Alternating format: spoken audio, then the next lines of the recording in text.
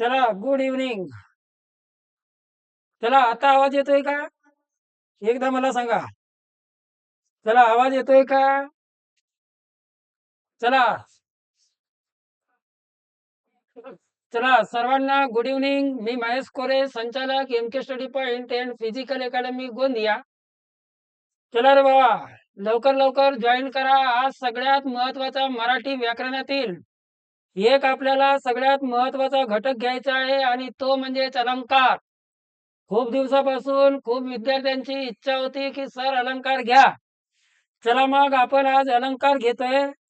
चला, आवाज क्लिअर आहे? चला, ओके. चला, मॅक्झिमम विद्यार्थ्यांनी लवकर लवकर जॉईन करा. जे विद्यार्थी जॉईन झालेले आहेत त्या सगळ्या विद्यार्थ्यांनी या ठिकाणी जॉईन करा रे बाबा. किंवा जॉईन झालेले असतील त्या सगळ्या विद्यार्थ्यांनी लिंकही पटापटा शेअर करा. आजच्या या लाईव्ह सेशन मध्ये आपल्याला अलंकार हा सगळ्यात महत्वाचा घटक घ्यायचा आहे, जो परीक्षेच्या दृष्टीने अतिशय महत्वाचा आहे, परंतु समजायला तेवढंच क्रिटिकल आहे. जरी नाव हा साधा दिसला, सोपा दिसला, पण या ठिकाणी आपण जर पाहिलं तर त्या ठिकाणी तुम्हाला त्यातील वाक्य हे कोणत्या अलंकाराचे आहेत हे समजणं थोडासा अवघड असते. हे गोष्ट त्या ठिकाणी लक्षात ठेवा. तर चला, या ठिकाणी सुरुवात करतोय मी आता या लेक्चरला. चला, सर्वांना गुड इव्हनिंग. चला, किती लोक जोडले रे बाबा? चला, पटापट. जे विद्यार्थी जॉईन झाले नसतील त्या सगळ्या विद्यार्थ्यांना एकदा लिंक पटापट शेअर करा बेटा. चला, सगळ्यात महत्वाचा घटक आहे आजचा आपलं अलंकार. ठीक आहे ना? चला, मी लगेच सुरुवात करत आहे अलंकार या घटकाला. चला, आवाज क्लिअर आहे? व्हिडिओ क्लिअर दिसते का? मला एकदा सांगून द्या, तसं मी सुरुवात करतो लेक्चरला. कारण एकदा मधात सुरू केल्यानंतर थांबता येणार नाही. चला, गुड इव्हनिंग. चला, आकाश सरनागत गुड इव्हनिंग. उत्तम खंडारे चला, गुड इव्हनिंग. क्लिअर आहे? चला, तर मी लेक्चरला सुरुवात करत आहे. आजचा सगळ्यात महत्वाचा घटक आहे आणि तो म्हणजे या ठिकाणी मराठी व्याकरणातील अलंकार. ठीक आहे ना? मी लाईव्ह स्वरूपामध्ये पहिल्यांदाच या ठिकाणी एखादा टॉपिक घेत आहे, घटक घेत आहे. हे सगळ्यात महत्वाची गोष्ट लक्षात घ्या. एक एक गोष्ट तुम्हाला समजून घेणे आहे, त्याच्यानंतर ती कॉन्सेप्ट क्लिअर करून घेणे आहे. ठीक आहे ना? अलंकार हा असा एक घटक आहे की या घटकाला तुम्हाला पाठांतर करून चालत नाही. ही गोष्ट समजून घ्यावी लागते. ही गोष्ट त्या ठिकाणी लक्षात ठेवा. ठीक आहे ना? चला, ओके. चला, थोडाफार व्हिडिओ अटकला तर मी तुम्हाला रेकॉर्डेड व्हिडिओ पाठवून देईन किंवा युट्यूबला काय करेन तर अपलोड करेन. टेन्शन घेऊ नका. बाकी या ठिकाणी सगळं व्यवस्थित सुरू आहे. या पद्धतीने समजून मी त्या ठिकाणी सुरुवात करत आहे. ही गोष्ट लक्षात घ्या. ठीक आहे? हा, चला, सर्वांना गुड इव्हनिंग. जयद्वारजी. चला, सगळ्यात महत्वाचा घटक आहे या ठिकाणी अलंकार. बरोबर आहे? सर्वांना अलंकार माहिती असेल. अलंकारावर आपल्याला प्रत्येक परीक्षेमध्ये एक तरी प्रश्न विचारला जातो. ही सगळ्यात महत्वाची गोष्ट त्या ठिकाणी लक्षात ठेवा. चला सर्वांना गुड इव्हनिंग. Good evening. ठीक आहे ना. चला मी अलंकारला सुरुवात करतो. लक्षात घ्या. तर आपलं घटक आहे या ठिकाणी अलंकार. चला कोणाला सांगता येईल का रे अलंकार म्हणजे काय असते? चला बेटा पटकन सांगा बरं मला. आवाज क्लिअर येतोय का? व्हिडिओ जरी थोडासा अडकत असेल. ठीक आहे ना. चला आवाज क्लिअर येत असेल एकदम अपेक्षा करतो. ठीक आहे ना. चला मी सुरुवात करत आहे अलंकारला. चला बेटा. ठीक. चला सर्वांना गुड इव्हनिंग. चला आता या ठिकाणी आपल्याला अलंकार शिकायचा आहे. सगळ्यात महत्वाची गोष्ट लक्षात घ्या. अलंकार जर पाहिलं तुम्ही तर अलंकार या शब्दाचा शाब्दिक अर्थ, या ठिकाणी शाब्दिक अर्थ जर तुम्ही पाहिलं तर शाब्दिक अर्थ काय होतो रे अलंकारचा? अलंकारचा शाब्दिक अर्थ होतो दागिने किंवा दागिना किंवा त्यालाच काय म्हटलं जाते? आभूषण म्हटलं जाते. ही सगळ्यात महत्वाची गोष्ट लक्षात घ्या. या अलंकार शब्दाचा शाब्दिक अर्थ जो असतो हा दागिना किंवा आभूषण असते. हे सगळ्यात महत्वाची गोष्ट लक्षात घ्या. बरोबर आहे. भाषेचे सौंदर्य म्हटलं तर भाषेचे सौंदर्य वेगळे, परंतु या ठिकाणी अलंकार जर म्हटलं तुम्ही तर अलंकारचा शाब्दिक जो अर्थ आहे हा शाब्दिक अर्थ काय आहे तर दागिना किंवा मग आभूषण असा त्याचा आपण शाब्दिक अर्थ त्या ठिकाणी घेऊ शकतो. आता या ठिकाणी एक दुसरा मुद्दा आपल्या समोर येते की आपण अलंकार म्हणजे दागिना किंवा आभूषणाचा वापर का करतो? बरोबर आहे की नाही? दागिने किंवा आभूषण यांचा वापर का करतो? त्याच्यातला सगळ्यात महत्वाचा पॉइंट आहे तर दागिना किंवा मग आभूषण याचा वापर कशासाठी करतो आपण? तर सौंदर्य वाढवण्यासाठी. कशासाठी करतो? सौंदर्य वाढवण्यासाठी करतो. मग या ठिकाणी पहा, जर आपल्या याच्यामध्ये पाहिलं तर सगळ्यात जास्त अलंकाराचा किंवा मग दागिन्यांचा वापर आपल्या भारतामध्ये होते. हे सगळ्यात महत्वाची गोष्ट लक्षात घ्या. आपल्या भारतातील ज्या बाया असतात किंवा स्त्रिया असतात ह्या आपल्याला आपलं सौंदर्य वाढवण्यासाठी वेगवेगळ्या प्रकारच्या दागिन्यांचं किंवा आभूषणांचा वापर करतात. तुम्हाला सगळ्यांना माहिती आहे. बरोबर आहे. मग या ठिकाणी आभूषण किंवा दागिने जर तुम्ही म्हटलं तर याचं काम आहे सौंदर्य वाढवणे. मग नेमकं तुम्ही मला एक गोष्ट सांगा, आभूषण किंवा दागिन्यांचा जर अलंकाराचा आपण वापर केला तर खरोखरच सौंदर्य वाढते का? हो, नक्की सौंदर्य वाढते. बरोबर आहे की नाही? आपल्या भारत देशामध्ये तुम्ही पाहिलं तर भारतामध्ये अख्खा बाजार आहे अलंकारांचा किंवा दागिन्यांचा. कारण कोणत्याही घरची जर बाई पाहिलं तुम्ही तर तिला सगळ्यात जास्त आवड कशाची असते? अलंकारांची असते. बरोबर आहे की नाही? जर एखाद्या स्त्री 10 दिवसापासून बिमार पडलेली असेल पण नवऱ्यानं एखाद्या वेळेला म्हटलं चल आज तुझ्यासाठी एखादं काहीतरी आपण घेऊ तर बायको एकदम खुश होऊन जाते. बरोबर आहे की नाही? एवढी ताकद आणि एवढा ऐपत त्या अलंकारांमध्ये असते. एक आपल्या भारतातील गोष्ट सांगतो मी तुम्हाला. त्या ठिकाणी जर दुसऱ्या देशातील जर विचार केला तुम्ही तर दुसऱ्या देशातील बायांना अलंकाराचं तेवढी मोहमाया मुळातच नसते. ही गोष्ट त्या लक्षात या ठिकाणी लक्षात ठेवा. कारण बाहेरच्या देशामध्ये जर पाहिलं तुम्ही तर बाहेरच्या देशातील स्त्रियांना मुळातच पाहिजे तेवढं आपलं भारतीय बायां एवढं किंवा स्त्रियांनी एवढं अलंकाराचं महत्व नसते किंवा लोभ नसतो असं तुम्ही त्या ठिकाणी म्हणू शकता. एखादं जर आपल्या देशामध्ये पाहिलं तुम्ही आता आपल्या सौंदर्य वाढवण्यासाठी वेगवेगळ्या प्रकारचं त्या ठिकाणी सौंदर्य वाढवण्यासाठी अलंकाराचं परिधान केलेलं असते. बरोबर आहे. कानामध्ये दुसरं असेल, नाकामध्ये दुसरं असेल, गळ्यामध्ये दुसरं असेल, तिकडे पायामध्ये तिसरं असेल, दुनियाभराचं. पण त्या ठिकाणी सगळ्यात महत्वाचं म्हटलं तर त्या ठिकाणी सोन्याच्या अलंकाराचा वापर केला जाते आपल्या भारतामध्ये आणि सगळ्यात जास्त महत्व सोन्याला आपल्या भारतामध्ये दिलेलं आहे. तुम्हाला सगळ्यांना माहिती आहे. बरोबर आहे. जर तुम्ही बाहेर देशामध्ये गेला, बाहेर देशातील एखाद्या स्त्रीला जर तुम्ही अलंकाराचं दिलं तर ते डायरेक्टच म्हणते व्हॉट इज दिस येलो, मी नाही घालो. त्याला काही महत्व नसते. तर ही सगळ्यात महत्वाची गोष्ट लक्षात घ्या. पण आपल्याला पाहायचे आहेत या ठिकाणी भाषेचे अलंकार. कशाचे अलंकार? भाषेचे अलंकार.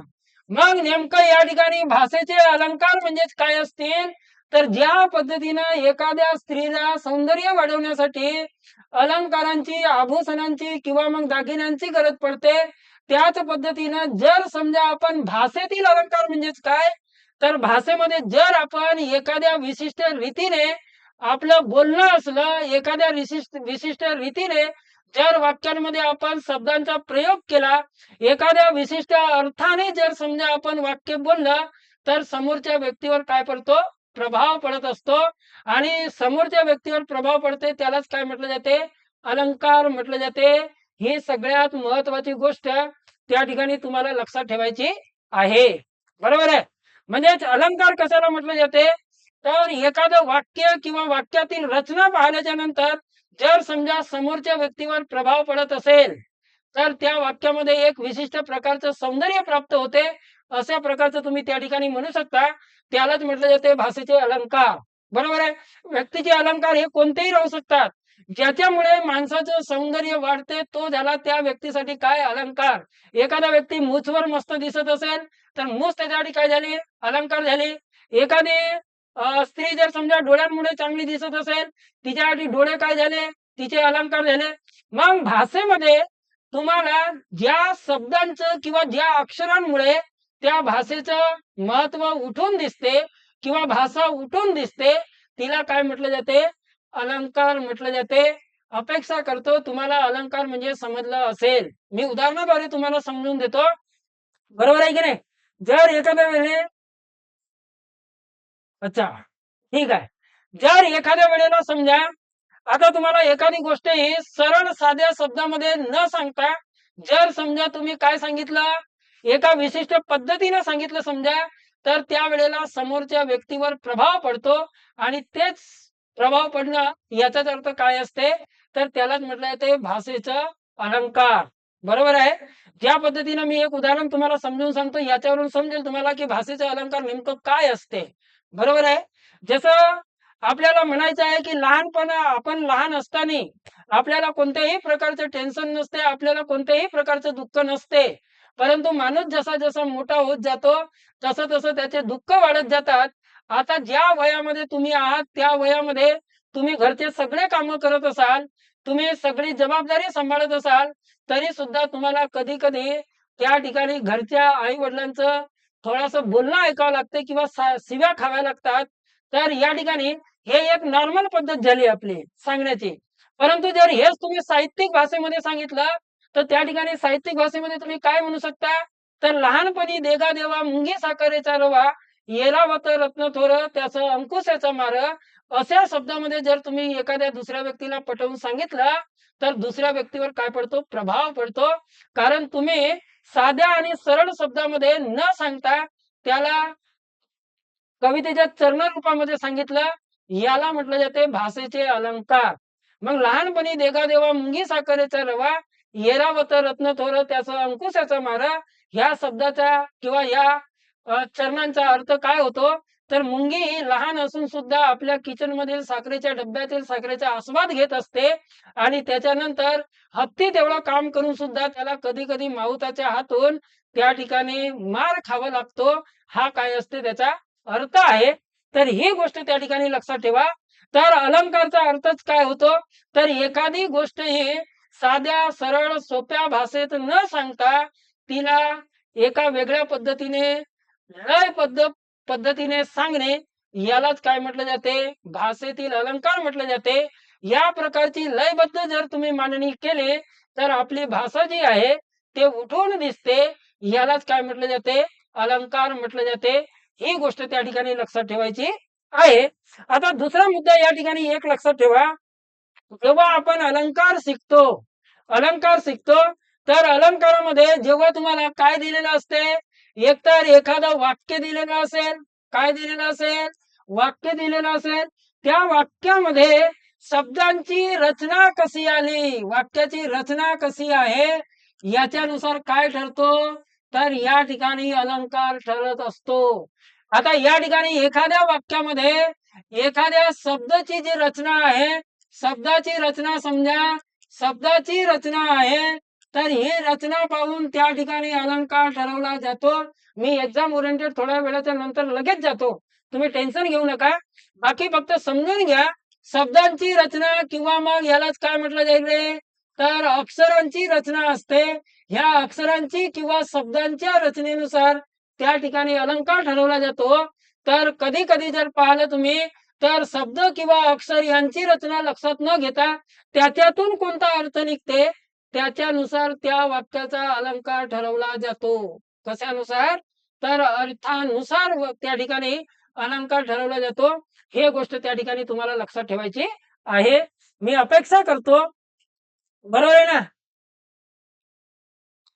ओके ओके बरोबर आहे. तर या ठिकाणी अलंकार म्हणजे काय तुम्हाला नेमकं समजलं असेल. अलंकार म्हणजे दुसरं तिसरं काही नाही. ज्या पद्धतीनं एखादी स्त्री ही आपले सौंदर्य वाढवण्यासाठी आभूषण किंवा दागिन्यांचा वापर करत असते त्याच पद्धतीने आपल्या भाषेचे सौंदर्य आपल्या भाषेचं काय म्हणता येईल महत्व वाढवण्यासाठी त्या ठिकाणी त्या भाषेमध्ये एक वेगळ्या प्रकारचे साहित्यिक शब्दांचा वापर करणे किंवा लयबद्ध पद्धतीने त्या वाक्यांची रचना करणे याला काय म्हटलं जाते? अलंकार म्हटलं जाते. आणि तुम्हाला परीक्षेच्या दृष्टिकोनातून अलंकार हे दोन पद्धतीचे असतात. एक तर त्या वाक्यामध्ये शब्दरचना कशी आली आणि त्याच्यानंतर त्या वाक्यातील येणाऱ्या शब्दांचा अर्थ कसा आहे याच्यानुसार त्या ठिकाणी आपल्याला अलंकाराचे प्रकार ठरवलेले असतात. हे गोष्ट त्या ठिकाणी तुम्हाला लक्षात ठेवायची आहे. मी तुम्हाला आत्ताच एक उदाहरण दिलं. लहानपणी देगा देवा मुंगी साखरेचा रवा येरावत रत्न थोर त्याचा अंकुशाचा मार. ह्या संपूर्ण वाक्याचा जर तुम्ही अर्थ पाहिला तर त्याच्यातून एक वेगळ्या प्रकारचा भाव निर्माण होतो. एक वेगळ्या प्रकारचं एक त्या ठिकाणी भाषेला सौंदर्य प्राप्त होतो. तर त्या ठिकाणी एक विशिष्ट प्रकारचा काय असते? अलंकार असते. मग कोणत्या अलंकार कोणत्या अर्थानुसार निघतो ते आपल्याला नंतर पाहायचे आहेत. एखाद्या वाक्यामध्ये जर समजा शब्दांची किंवा अक्षरांची रचना ज्या पद्धतीने आलेली असेल त्या पद्धतीने सुद्धा त्या ठिकाणी काय म्हणता येईल आपल्याला अलंकार ठरू शकतो. जसं तुम्ही म्हटलं फॉर एक्झाम्पल तुम्ही लहानपणी असताना किंवा काही वर्षाच्या अगोदर एक ट्रेंडिंग मध्ये असलेला एक वाक्य होता. आता तो मला पूर्ण येत नाही पण जेवढं येईल तेवढं मी बोलण्याचा प्रयत्न करतो. चंदू की चाची ने चांदनी चौक में चंदू के चाचा को काय आहे रे चांदी के चम्मच से चटणी चटाई असं काहीतरी होतं. मग ह्या वाक्यामध्ये जर तुम्ही पाहिलं तर प्रत्येक शब्दामध्ये तुम्हाला काय आहे च आलेला आहे.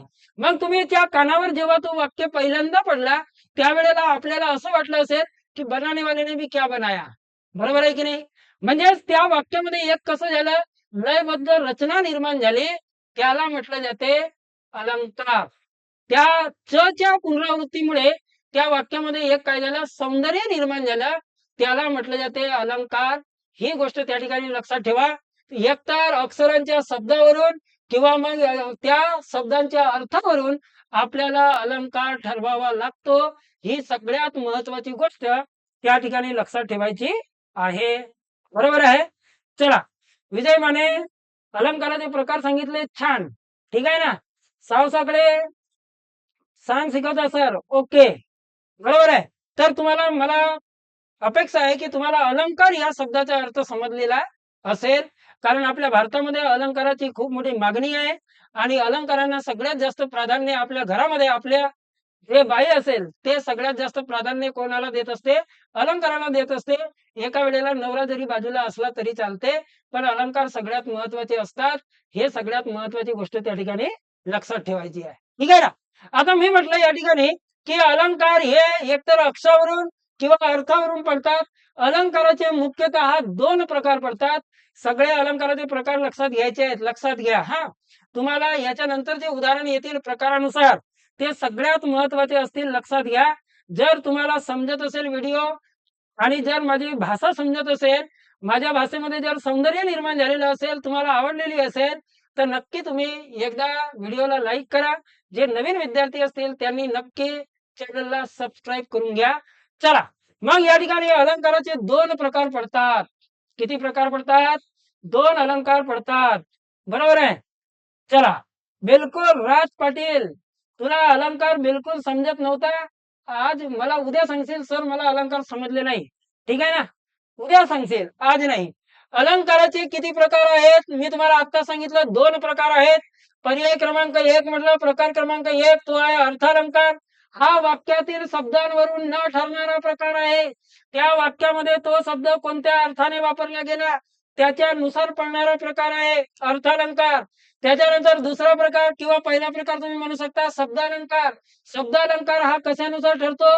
त्या वाक्यामध्ये शब्दांची किंवा अक्षरांची रचना कोणत्या पद्धतीने आली त्याच्यानुसार त्या ठिकाणी काय ठरला जाते तर शब्दालंकार ठरला जातो. ही सगळ्यात महत्वाची गोष्ट लक्षात घ्या. एका शब्दामध्ये सांगायचं झालं तर भाषेचे सौंदर्य वाढवण्यासाठी या साहित्यिक शब्दांचा प्रयोग वाक्यामध्ये केला जातो. मग एकतर त्या वाक्यामध्ये सौंदर्य अक्षरांमुळे किंवा शब्दांमुळे किंवा त्या शब्दांच्या किंवा अक्षरांच्या अर्थांमुळे निर्माण होतो. त्याला म्हटले जाते अलंकार. काय म्हटले जाते? त्याला म्हटले जाते अलंकार. ठीक आहे ना. चला आता आपल्याला पाहायचे आहे पहिला जो टॉपिक आहे तो आहे शब्दालंकार. कोणता आहे? शब्दालंकार. मग या ठिकाणी शब्दालंकार म्हटलं तर शब्दालंकार तुम्हाला आता सगळे जेवढे काही प्रकार आहेत ते सगळे प्रकार तुम्हाला समजून जातील. शब्दालंकार एकंदरीत 3 प्रकारचे आहेत. 3 शब्दांच्या किंवा अक्षरांच्या रचनेनुसार त्या ठिकाणी 3 प्रकार केलेले आहेत. ही सगळ्यात महत्वाची गोष्ट त्या ठिकाणी लक्षात ठेवायची आहे. व्हिडिओ तुम्हाला त्रास देत आहे का रे? चला बेटा. ठीक आहे ना. तर त्या ठिकाणी किती प्रकार आहेत? 3 प्रकार आहेत. हे गोष्ट लक्षात घ्या. त्याच्यामध्ये एक म्हटलं तर तो आहे अनुप्रास अलंकार. कोणता आहे? अनुप्रास अलंकार आहे. त्याच्यानंतर पाहिलं तुम्ही तर तो एक आहे श्लेष अलंकार. त्याच्यानंतर आहे येमक अलंकार. हे 3 अलंकाराचे प्रकार आहेत. कोणत्या अलंकाराचे? तर ते आहेत शब्दालंकाराचे. कोणत्या अलंकाराचे? शब्दालंकाराचे 3 प्रकार आहेत. हे गोष्ट त्या ठिकाणी लक्षात घ्या. ठीक आहे. चला रे भाऊ. तुम्हाला थोडस आज त्रास होऊ शकते नेटवर्कचा. ठीक आहे ना. काही हरकत नाही. मी या व्हिडिओला करून टाकेन बरोबर. ठीक आहे ना. चला रे भाऊ. आहे. चला गुड इव्हनिंग. ठीक आहे ना. चला आता या ठिकाणी आपल्याला अलंकाराचे 3 प्रकार पाहायचे आहेत. लक्षात घ्या. तर या ठिकाणी शब्दाचा अलंकार आहे. या शब्दालंकाराचं 3 प्रकार या ठिकाणी लक्षात घ्या. तुम्हाला डायरेक्ट परीक्षेमध्ये प्रश्न विचारला जातो शब्दालंकाराचे प्रकार किती? तर ते किती प्रकार आहेत? 3 प्रकार आहेत.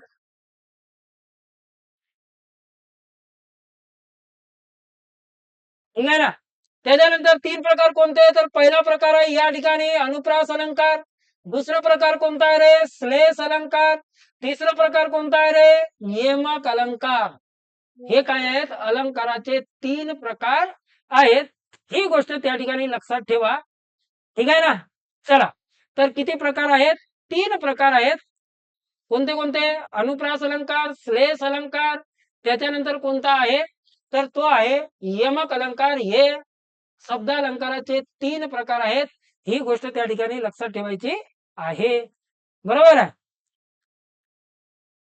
चला ठीक. ओके. पुढचा पहिला प्रकार लक्षात घ्या अनुप्रास अलंकार. ठीक है ना. मजा आने वाली है. अलंकार पढ़ने में थोड़ा सा वेट कीजिए. बिलकुल तुम्हाला सगळ्या गोष्टी क्लिअर होतील. हे गोष्ट त्या ठिकाणी लक्षात घ्यायची आहे. ठीक आहे ना. चला नेमकं पहिला जो प्रकार आहे तो आहे अनुप्रास अलंकार. ठीक आहे ना. अनुप्रास अलंकाराचं एक सगळ्यात महत्वाचं वैशिष्ट्य लक्षात घ्या. अलंकार मध्ये सगळ्यात महत्वाचा जो पहिला पॉइंट आहे किंवा पहिला शब्दालंकाराचा प्रकार आहे तो आहे अनुप्रास अलंकार. आता नेमका अनुप्रास अलंकार म्हणजे काय होते ही गोष्ट त्या ठिकाणी समजून घ्या. एखाद्या वाक्यामध्ये ज्या वेळेला एखाद्या अक्षराची किंवा एखाद्या शब्दाची वारंवार पुनरावृत्ती होत असेल. मी काय म्हटलं? एखादा वाक्य असेल ह्या वाक्यामध्ये एखादा शब्द राहू शकते किंवा मग एखादं काय राहू शकते? अक्षर राहू शकते. यांची काय होत असते? पुनरावृत्ती होत असते वाक्यामध्ये. तो 2 वेळा, 3 वेळा, 4 वेळा, 5 वेळा असा वारंवार आलेला असतो. ही गोष्ट त्या ठिकाणी लक्षात ठेवायची आहे. बरोबर आहे. कशामध्ये? तर अनुप्रास अलंकारामध्ये एक गोष्ट लक्षात ठेवायची आहे. मग हा अलंकार मी तुम्हाला एका शायरीच्या माध्यमातून समजावून सांगेन. पहिल्यांदा सगळ्यात महत्वाची गोष्ट लक्षात घ्या. जसं आपण एखादं वाक्य घेतलं, जसं म्हटलं आपण बालीस भाऊ बायकात बडबडला. हा वाक्य खूपदा विचारलेला आहे. बालीस भाऊ बायकात बडबडला हा एक वाक्य आहे. या वाक्यामध्ये जर तुम्ही पाहिलं तर या वाक्यामध्ये एकाच अक्षराची किंवा या ठिकाणी शब्दाची पुनरावृत्ती झाली अशा प्रकारे तुम्हाला दिसेल. बरोबर आहे. बालिश भाऊ बायकात बडबडला म्हटलं तर या वाक्यामध्ये बच काय झालेलं आहे, वारंवार पुनरावृत्ती झालेली आहे. याचाच अर्थ या वाक्यामध्ये एक जो ब अक्षर आहे या ब अक्षराची काय झालेली आहे, पुनरावृत्ती झालेली आहे. हे गोष्ट त्या ठिकाणी लक्षात ठेवा. तर या पद्धतीने अलंकाराची काय होत असते, तर त्या ठिकाणी पुनरावृत्ती होत असते. एखाद्या अक्षराची होऊ शकते, कधी कधी एखाद्या शब्दाची देखील होऊ शकते. तर या पद्धतीने एखाद्या अक्षराची किंवा एखाद्या वर्णाची जर समजा पुनरावृत्ती झालेली असेल तर त्या वाक्यामध्ये कोणता अलंकार होते, तर त्या वाक्यामध्ये अनुप्रास अलंकार होते. यालाच इंग्रजीमध्ये काय म्हटले जाते, एलिटरेशन म्हटले जाते. काय म्हटले जाते, एलिटरेशन म्हटले जाते. बरोबर आहे. तुम्ही उदाहरण देऊ शकता. बरोबर आहे की नाही. त्या ठिकाणी तुम्हाला सगळ्यात महत्वाची गोष्ट आहे समजणं. काय आहे, समजणं आहे. व्याख्या लक्षात ठेवायची. व्याख्या सुद्धा तुम्हाला परीक्षेमध्ये विचारल्या जातात. ही गोष्ट त्या ठिकाणी लक्षात ठेवा. बरोबर आहे. अक्षर किंवा शब्दाची पुनरावृत्ती. बरोबर आहे. पहा, तुम्हाला मी एक शायरी सांगतो, शायरीच्या माध्यमातून तुम्हाला समजून जाईल. शायरी ऐकाल का? चला, शायरी कोणाकोणाला ऐकायचं आहे? चला रे बाबा. काकाने काकूचे काकीचे कामाचे कागद कात्रीने कचा कचा कापले. एकदम बरोबर आहे. रोशनी शेंडे. बरोबर आहे. एकदम बरोबर आहे. आता या ठिकाणी पहा. या ठिकाणी एका शायरीच्या माध्यमातून मी तुम्हाला हा अलंकार समजावून सांगतो. थोडासा शायरी चांगल्या पद्धतीने ऐकायचा, तुम्हाला समजून जाईल. बरोबर आहे ना? चला. कचा कचा कापले एकदम बरोबर आहे. ठीक आहे. आता या ठिकाणी एखाद्या मी सगळे उदाहरण सुद्धा घेणार आहे. प्रत्येक जेवढे काही परीक्षेमध्ये विचारले जातात ते सगळे उदाहरण पण घेणार आहे. तुम्हाला कॉन्सेप्ट समजून घ्या. अनुप्रास अलंकाराची व्याख्या मी आत्ताच सांगितलेली आहे. एखाद्या अक्षराची किंवा शब्दाची पुनरावृत्ती ज्या वाक्यामध्ये होते त्या वाक्यामध्ये कोणता अलंकार होतो, तर त्या वाक्यामध्ये होतो अनुप्रास अलंकार. कोणता अलंकार होते, अनुप्रास अलंकार होते. सगळ्यात महत्वाची गोष्ट लक्षात घ्या. एक शायरीच्या माध्यमातून तुम्हाला सांगतो मी. पल पल तड़पे जिस पल के लिए वो पल आया कुछ पल के लिए, पल पल तड़पे जिस पल के लिए वो पल आया कुछ पल के लिए, सोचा उस पल को रख लूं हर पल के लिए, लेकिन वो पल ठहरा कुछ पल के लिए, कुछ पल के लिए. या पद्धतीनं या शायरीच्या माध्यमातून तुम्हाला मला वाटते तुम्हाला नक्की समजलेलं असेल. कारण या शायरीमध्ये जे वाक्यरचना दिलेली आहे, पल पल पल तडपे जिस पल के लिए वो पल आया कुछ पल के लिए, इथपर्यंत जर पाहिलं तुम्ही तर त्या वाक्यामध्ये पची पुनरावृत्ती वारंवार झालेली आहे. बरोबर आहे. काय झालेलं आहे, पल पल शायरी आहे. बरोबर आहे. तर या पद्धतीने या शायरीमध्ये सुद्धा पच काय झालेली आहे, पुनरावृत्ती झालेली आहे. याच्यानुसार त्या वाक्यामध्ये कोणता अलंकार होईल, तर अनुप्रास अलंकार होईल. बरोबर आहे. अपेक्षा करतो सगळ्यांना की त्या ठिकाणी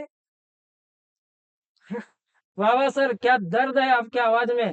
मजा लेने के लिए अभी आप हुई, मैं तमाशा बनने के लिए तैयार हूँ. आप मजा ले सकते हो. ठीक है ना. हाँ, दर्द वर्द कुछ नहीं है. बराबर है कि नहीं.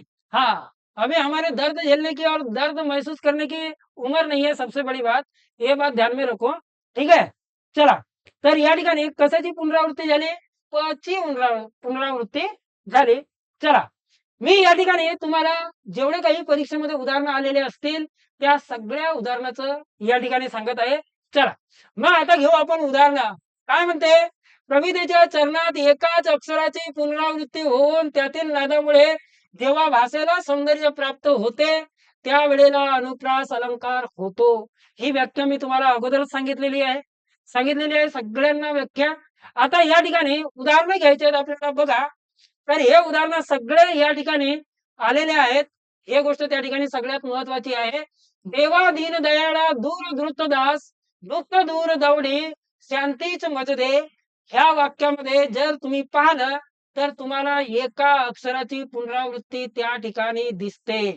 काय दिसते, एका अक्षराची पुनरावृत्ती त्या ठिकाणी दिसते, द ची पुनरावृत्ती तुम्हाला वारंवार दिसते, याचा अर्थ ह्या वाक्यामध्ये कोणता अलंकार होईल, तर या वाक्यामध्ये अनुप्रास अलंकार होईल, कारण या ठिकाणी एकाच अक्षराची काय झाली, पुनरावृत्ती झाली. काय झाली रे बाबा, पुनरावृत्ती झाली.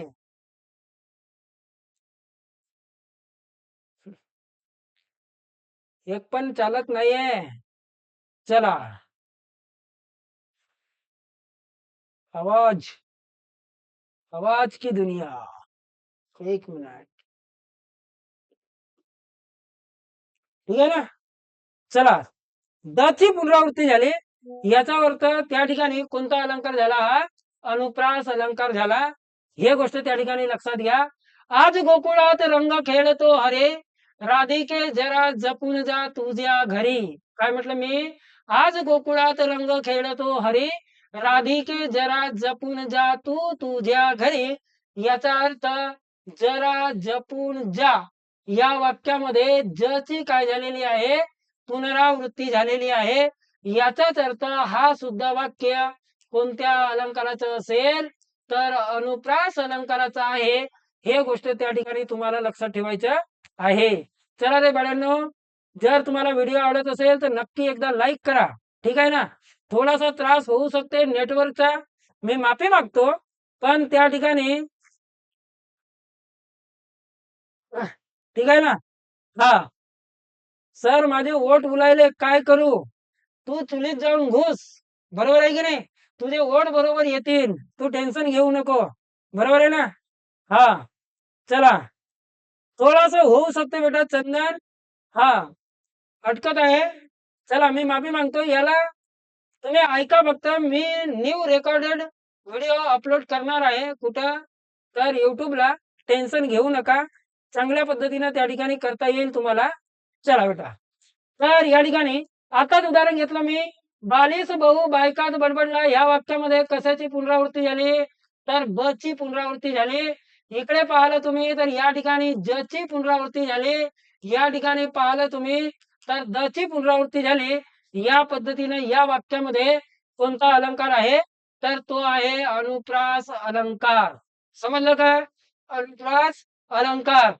याचं उदाहरण घ्या, मन मोहिनी तुझा मोहक मोहरा, मनातून माझ्या मावळेना. मन मोहिनी तुझा मोहक मोहरा, मनातून माझ्या मावळेना. ह्या वाक्यामध्ये जर तुम्ही पाहिलं तर या ठिकाणी कशाची पुनरावृत्ती झालेली आहे, तर म ची पुनरावृत्ती झालेली आहे. याचाच अर्थ हा वाक्य कोणत्या अलंकाराचं असेल, हा वाक्य आपलं कोणत्या अलंकाराचं आहे, तर अनुप्रास अलंकार.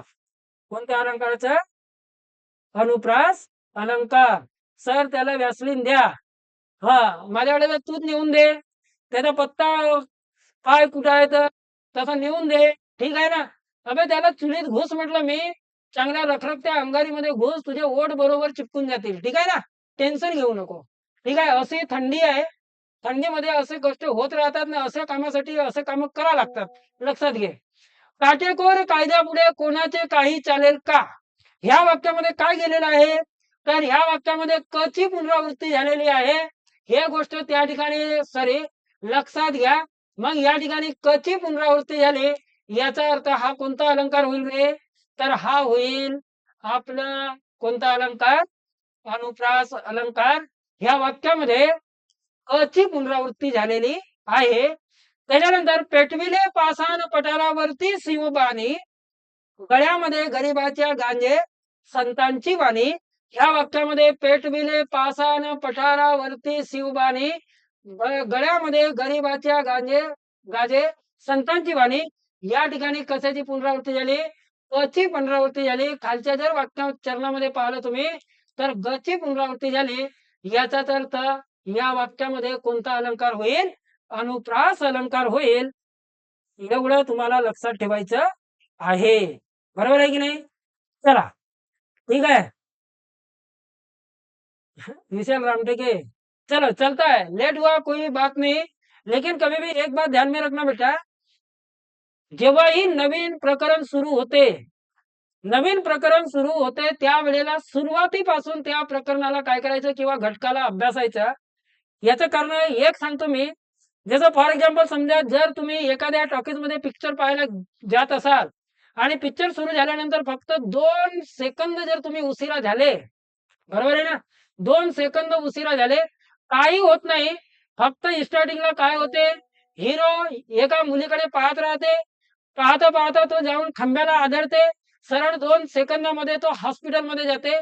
आपण जेव्हा 2 सेकंदानंतर पोहोचतो, तेव्हा आपल्या मनामध्ये 3 तास काय असते, हा हॉस्पिटलमध्ये पोहोचला कसा? याला कोणी मारलं? हा याचा ॲक्सिडेंट झाला? काय झालं? ह्या भूतकाळामध्ये आपण त्या 2 सेकंदासाठी पूर्ण 3 तास विचार करत असतो. तीच गोष्ट प्रत्येक टॉपिकची आहे, लक्षात घ्या. त्या ठिकाणी तुम्हाला स्टार्टिंग पासून सुरुवात करायला पाहिजे.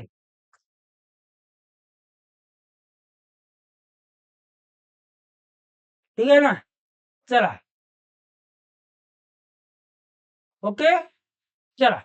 मग आता या ठिकाणी अपेक्षा करतो सगळ्या विद्यार्थ्यांना अनुप्रास अलंकार चांगल्या पद्धतीने समजला असेल. बरोबर आहे? अनुप्रास अलंकारामध्ये एखाद्या अक्षराची किंवा शब्दाची काय होत असते, पुनरावृत्ती होते आणि पुनरावृत्ती होऊन भाषेमध्ये जे सौंदर्य साधले जाते त्यालाच काय म्हटलं जाते, अनुप्रास अलंकार म्हटलं जाते. ही गोष्ट त्या ठिकाणी लक्षात ठेवायची आहे. ओके. चला, मी पुढचा अलंकार घेऊ. सगळ्यांना समजलं? मला एकदा येस और नो सांगा. मी पटकन दुसऱ्या अलंकाराकडे जातो. अनुप्रास अलंकार समजला का? एका सांगा. चला, दुसरा अलंकाराकडे जातो. तुम्हाला सगळ्यांना समजलं का अलंकार? अनुप्रास अलंकार सर्वांना समजलं का? मला एकदा सांगा. ठीक आहे ना? अनुप्रास अलंकारामध्ये दुसरं तिसरं काही नाही. अक्षर किंवा शब्दाची काय असते, पुनरावृत्ती असते. हे गोष्ट त्या ठिकाणी तुम्हाला लक्षात ठेवायची आहे. चला रे, पटापट लाईक आणा. जे नवीन विद्यार्थी असतील त्या सगळ्या विद्यार्थ्यांनी चॅनलला सबस्क्राईब करून घ्या. ठीक आहे ना? चला, मी पुढचा प्रश्न घेतो. प्रश्न म्हणतो अलंकार. त्याच्यामध्ये पुढचा अलंकार आहे श्लेष अलंकार. बरोबर आहे ना? यालाच इंग्रजीमध्ये म्हटलं जाते प्यून. बरोबर आहे? फिगर ऑफ स्पीच आहेत. तुम्ही शिकलेला असाल चांगल्या पद्धतीने. तर या दुसरा प्रकार कोणता आहे, श्लेष अलंकार. श्लेष अलंकार एकदम साधा आणि सोपा आहे. तुमच्यासारखा साधा आहे आणि बाजूवाल्यासारखा सोपा आहे. लक्षात घ्या. ठीक आहे ना? काय आहे, साधा आहे आणि तुमच्या बाजूला जो बसला आहे त्याच्यासारखा सोपा आहे. ही गोष्ट त्या ठिकाणी लक्षात ठेवा. ठीक. चला. ओके. हा, आता श्लेष अलंकारामध्ये काय होतो, श्लेष अलंकार जो असतो, ह्या श्लेष अलंकारामध्ये एक जो शब्द वाक्यामध्ये दिलेला असते, कुठे दिलेला असते रे भाऊ, वाक्यामध्ये जो शब्द दिलेला असते त्या एकाच शब्दाचे 2 अर्थ निघतात. काय होते, एकाच शब्दाचे 2 अर्थ निघतात. म्हणजे या ठिकाणी तुम्ही काय म्हणू शकता, एकाच शब्दाचे 2 अर्थ काय निघतात, एकाच शब्दाचे 2 अर्थ निघतात. त्याला म्हटलं जाते श्लेष अलंकार. बरोबर आहे? फॉर एक्झाम्पल घ्यायचं झालं, सांगलीला माझ्यासोबत येते का, आहे की नाही? सांगलीला माझ्यासोबत येते का, सांगलीला माझ्यासोबत येते का, बरोबर आहे? येते का? ठीक आहे ना? हा उदाहरणामध्ये सांगली हा जो शब्द आहे, हा सांगली शब्द 2 अर्थाने त्या ठिकाणी तुम्ही वापरू शकता किंवा 2 अर्थ त्या ठिकाणी, बरोबर आहे की नाही, निघू शकते. ही गोष्ट लक्षात ठेवा. खूप सारे उदाहरण आहेत. सीताफळ मला दे, बरोबर आहे, ही गाडी जावयाची आहे, बरोबर आहे की नाही? वेगवेगळ्या प्रकारचे तुम्हाला उदाहरणं पाहायला मिळतील. नेमका अर्थ लक्षात घ्या. सांगलीला माझ्यासोबत येते का, सांगली म्हटलं तर तुम्हाला माहिती आहे एक शहर जिल्हा आहे आपल्या महाराष्ट्रातील आणि याचाच जर थोडासा फोड केलं तुम्ही तर या ठिकाणी सांगलीला, बरोबर आहे ना? लीला म्हटलं का हा एका मुलीचं नाव आहे. आता लाईव्ह मध्ये कोणती अगर एखादी लीला असेल, वाईट मानून घेऊ नका. हा उदाहरण आहे, उदाहरण. हे गोष्ट त्या ठिकाणी लक्षात ठेवा. तर या ठिकाणी सांगलीला म्हणजे या ठिकाणी एक आहे शहर आणि एक दुसरा अर्थ कोणता आहे, मुलीचं नाव आहे, मुलगी आहे. ही गोष्ट त्या ठिकाणी तुम्हाला समजून घ्यायचं आहे. म्हणजेच एका शब्दाचे त्या ठिकाणी काय निघालेले आहेत, तर 2 अर्थ निघालेले आहेत. आता एका मुलीने मला कॉमेंट्स केलं, ही गाडी जावयाची आहे. कोणाची आहे? जावयाची आहे. जावयाची हा जो शब्द आहे, जावई म्हणजे तुम्हाला माहिती आहे मुलीचा पती, त्याची राहू शकते. आणि दुसरा अर्थ म्हणजे जावयाची आहे याचा अर्थ जाण्याची आहे. कोणाची आहे? जाण्याची आहे. तिसरं अर्थ म्हटलं सीताफळ दे. सीताफळ दे म्हटलं तर सीता काय मागत आहे? फळ मागत आहे. हा एक अर्थ झाला. सीता नावाच्या मुलीला किंवा बाईला एक फळ मागत आहे आणि सीताफळ दे, तर हा सीताफळ एक फळापैकी एक फळ आहे. बरोबर आहे? तर ह्याही अर्थाने त्या ठिकाणी तुम्हाला 2 अर्थाने त्या ठिकाणी काय करतील? तर एकच शब्द 2 अर्थाने वापरलेला आहे. यालाच म्हटले जाते श्लेष अलंकार. काय म्हटले जाते रे भाऊ? श्लेष अलंकार म्हटले जाते. सर ऑफलाईन क्लास नाही का? ऑफलाईन क्लास आहे. जस्ट ही भरती झाल्याच्या नंतर तुम्हाला ऑनलाईन सुद्धा क्लास आपली चालू होणार आहे. मी थोडा ह्या भरतीमध्ये व्यस्त आहे. माझ्या क्लासेस असतात. सायंकाळी असते, दुपारी असते, सकाळी असते, आता रात्रीला असते. त्याच्यामुळे मी ऑनलाईन सुरू केलं नाहीये. पण माझी जवळपास ऑनलाईन बॅच ही 1 मार्चला जशी या पोरांची परीक्षा संपते, तसं दुसऱ्या दिवसपासून माझी बॅच एम-के स्टडी पॉइंट या ॲपला सुरू होणार आहे. सगळ्यांना आताच सांगून ठेवत आहे. ठीक आहे ना? ऑफलाईन पण आहे, ऑनलाईन पण आता सुरू होईल. फक्त थोडा दिवस काही वेट करा. ठीक आहे ना? चला, तर या पद्धतीनं श्लेष अलंकार आहे. श्लेष अलंकारामध्ये एकच शब्द 2 अर्थाने वापरला जाते. ही गोष्ट त्या ठिकाणी लक्षात ठेवा. परीक्षेमध्ये वारंवार विचारला जाणारा वाक्य आहे किंवा उदाहरण आहे. तो श्लेष अलंकारामध्ये श्रीकृष्ण नवरा मी नवरी, शिशुपाल नवरा मी नवरी हा वाक्य मॅक्झिमम वेळा विचारलेला आहे. मी सगळे उदाहरणे या ठिकाणी तुम्हाला अलंकारामध्ये घेत आहे. सगळ्या विद्यार्थ्यांनी आवर्जून ते सगळे अलंकाराचे प्रकार लक्षात ठेवायचे आहेत आणि त्यांचे उदाहरणे लक्षात ठेवायचे आहेत. तर श्लेष अलंकारामध्ये काय होते रे गड्या? मी आताच सांगितलं, या अलंकारात एकच शब्द 2 अर्थाने वापरला जाते. मी आता सांगितलेलं आहे. ठीक आहे ना? बरोबर? चला, मग आता उदाहरण घ्या. मित्राच्या उदयाने कोणाला आनंद होत नाही. मित्र हा शब्द आहे. तुम्हाला जर मित्र याचा अर्थ काय? एक अर्थ घेतला तर त्याचा अर्थ सखा होतो. सखा होते. सखा तुम्हाला माहिती असेल, गोंदिया जिल्ह्यातला एक प्युअर शब्द आहे संगी. आहे ना संगी? हां, माझा जिवलग संगी म्हणता तुम्ही. तर सखा म्हणजे मित्र आणि एक मित्र याचा दुसरा अर्थ होते सूर्य. बरोबर आहे? तुम्हाला एखादा नवीन मित्र मिळाला, तुम्हाला आनंद होते. सूर्याच्या उदयाने कोणाला आनंद होत नाही. सूर्य उगवल्यानंतर सर्वांना आनंद होते. याचाच अर्थ मित्र या शब्दाचा वाक्यामध्ये 2 अर्थाने वापर केलेला आहे. एक सखा आणि दुसरा म्हणजे मित्र. केला आहे? हां. कोणाला समजत नसेल, थोडंसं मला तुम्ही कमेंट्स करू शकता, की "सर हळू घ्या, एखादं वाक्य पुन्हा रिपीट करा." त्या वाक्याचा आपल्याला अर्थ लक्षात घेता येईल. "हे मेघा तू सर्वांना जीवन देतो जीवन." ह्या वाक्यामध्ये जीवन, जीवन म्हणजे जे आपण जगतो ते एक जीवन आहे. त्याच्यानंतर जीवन या शब्दाचा दुसरा अर्थ आहे जीवन म्हणजे पाणी. काय आहे? पाणी आहे. म्हणजेच या शब्दाचे देखील आपल्याला किती अर्थ घेतलेले आहेत? 2 अर्थ घेतलेले आहेत. याचाच अर्थ या ठिकाणी कोणता अलंकार होईल रे गड्या? तर या ठिकाणी आपला अलंकार होईल कोणता? श्लेष अलंकार. श्लेष अलंकारामध्ये एकच शब्दाचा अर्थ 2 प्रकारे घेतला जाते. ही गोष्ट त्या ठिकाणी लक्षात घ्या. शंकराच्या देवळात आरती चालली आहे. आरती चालली आहे. आरती या शब्दाचा अर्थ तुम्हाला समजला असेल. बरोबर आहे ना? मग आरती या शब्दाचा अर्थ काय? मग आरती म्हटलं तर एका मुलीचं नाव राहू शकते. मुलगी. बिलकुल. शंकराच्या देवळात आपल्या बाजूची आरती चालली आहे असं तुम्ही म्हणू शकता. आणि दुसरं म्हणजे आरती तुम्हाला माहिती आहे. तुम्ही ज्याही देवळात गेल्या त्या देवळात दिवसातून एकदा तरी आरती होते.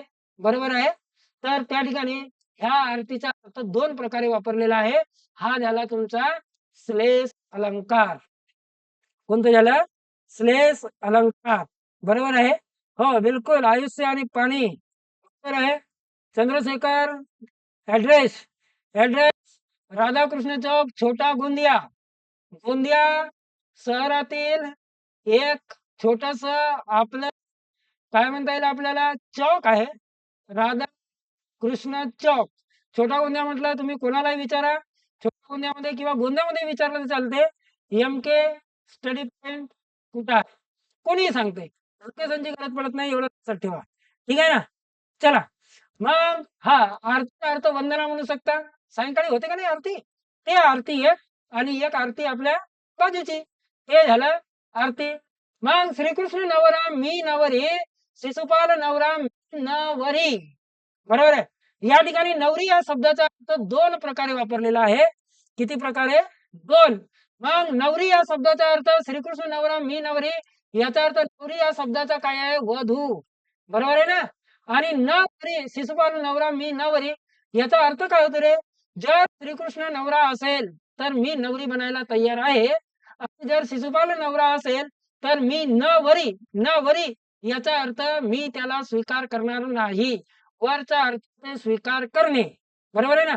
मग नवरी याचा अर्थ मी त्याला स्वीकार करणार नाही. याचाच अर्थ स्वीकार न करणे आणि वधू ह्या दोन प्रकारे या ठिकाणी काय केलेलं आहे? तर शब्दांचा अर्थ काढलेला आहे.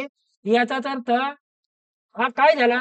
तर हा झाला त्या ठिकाणी श्लेष अलंकार.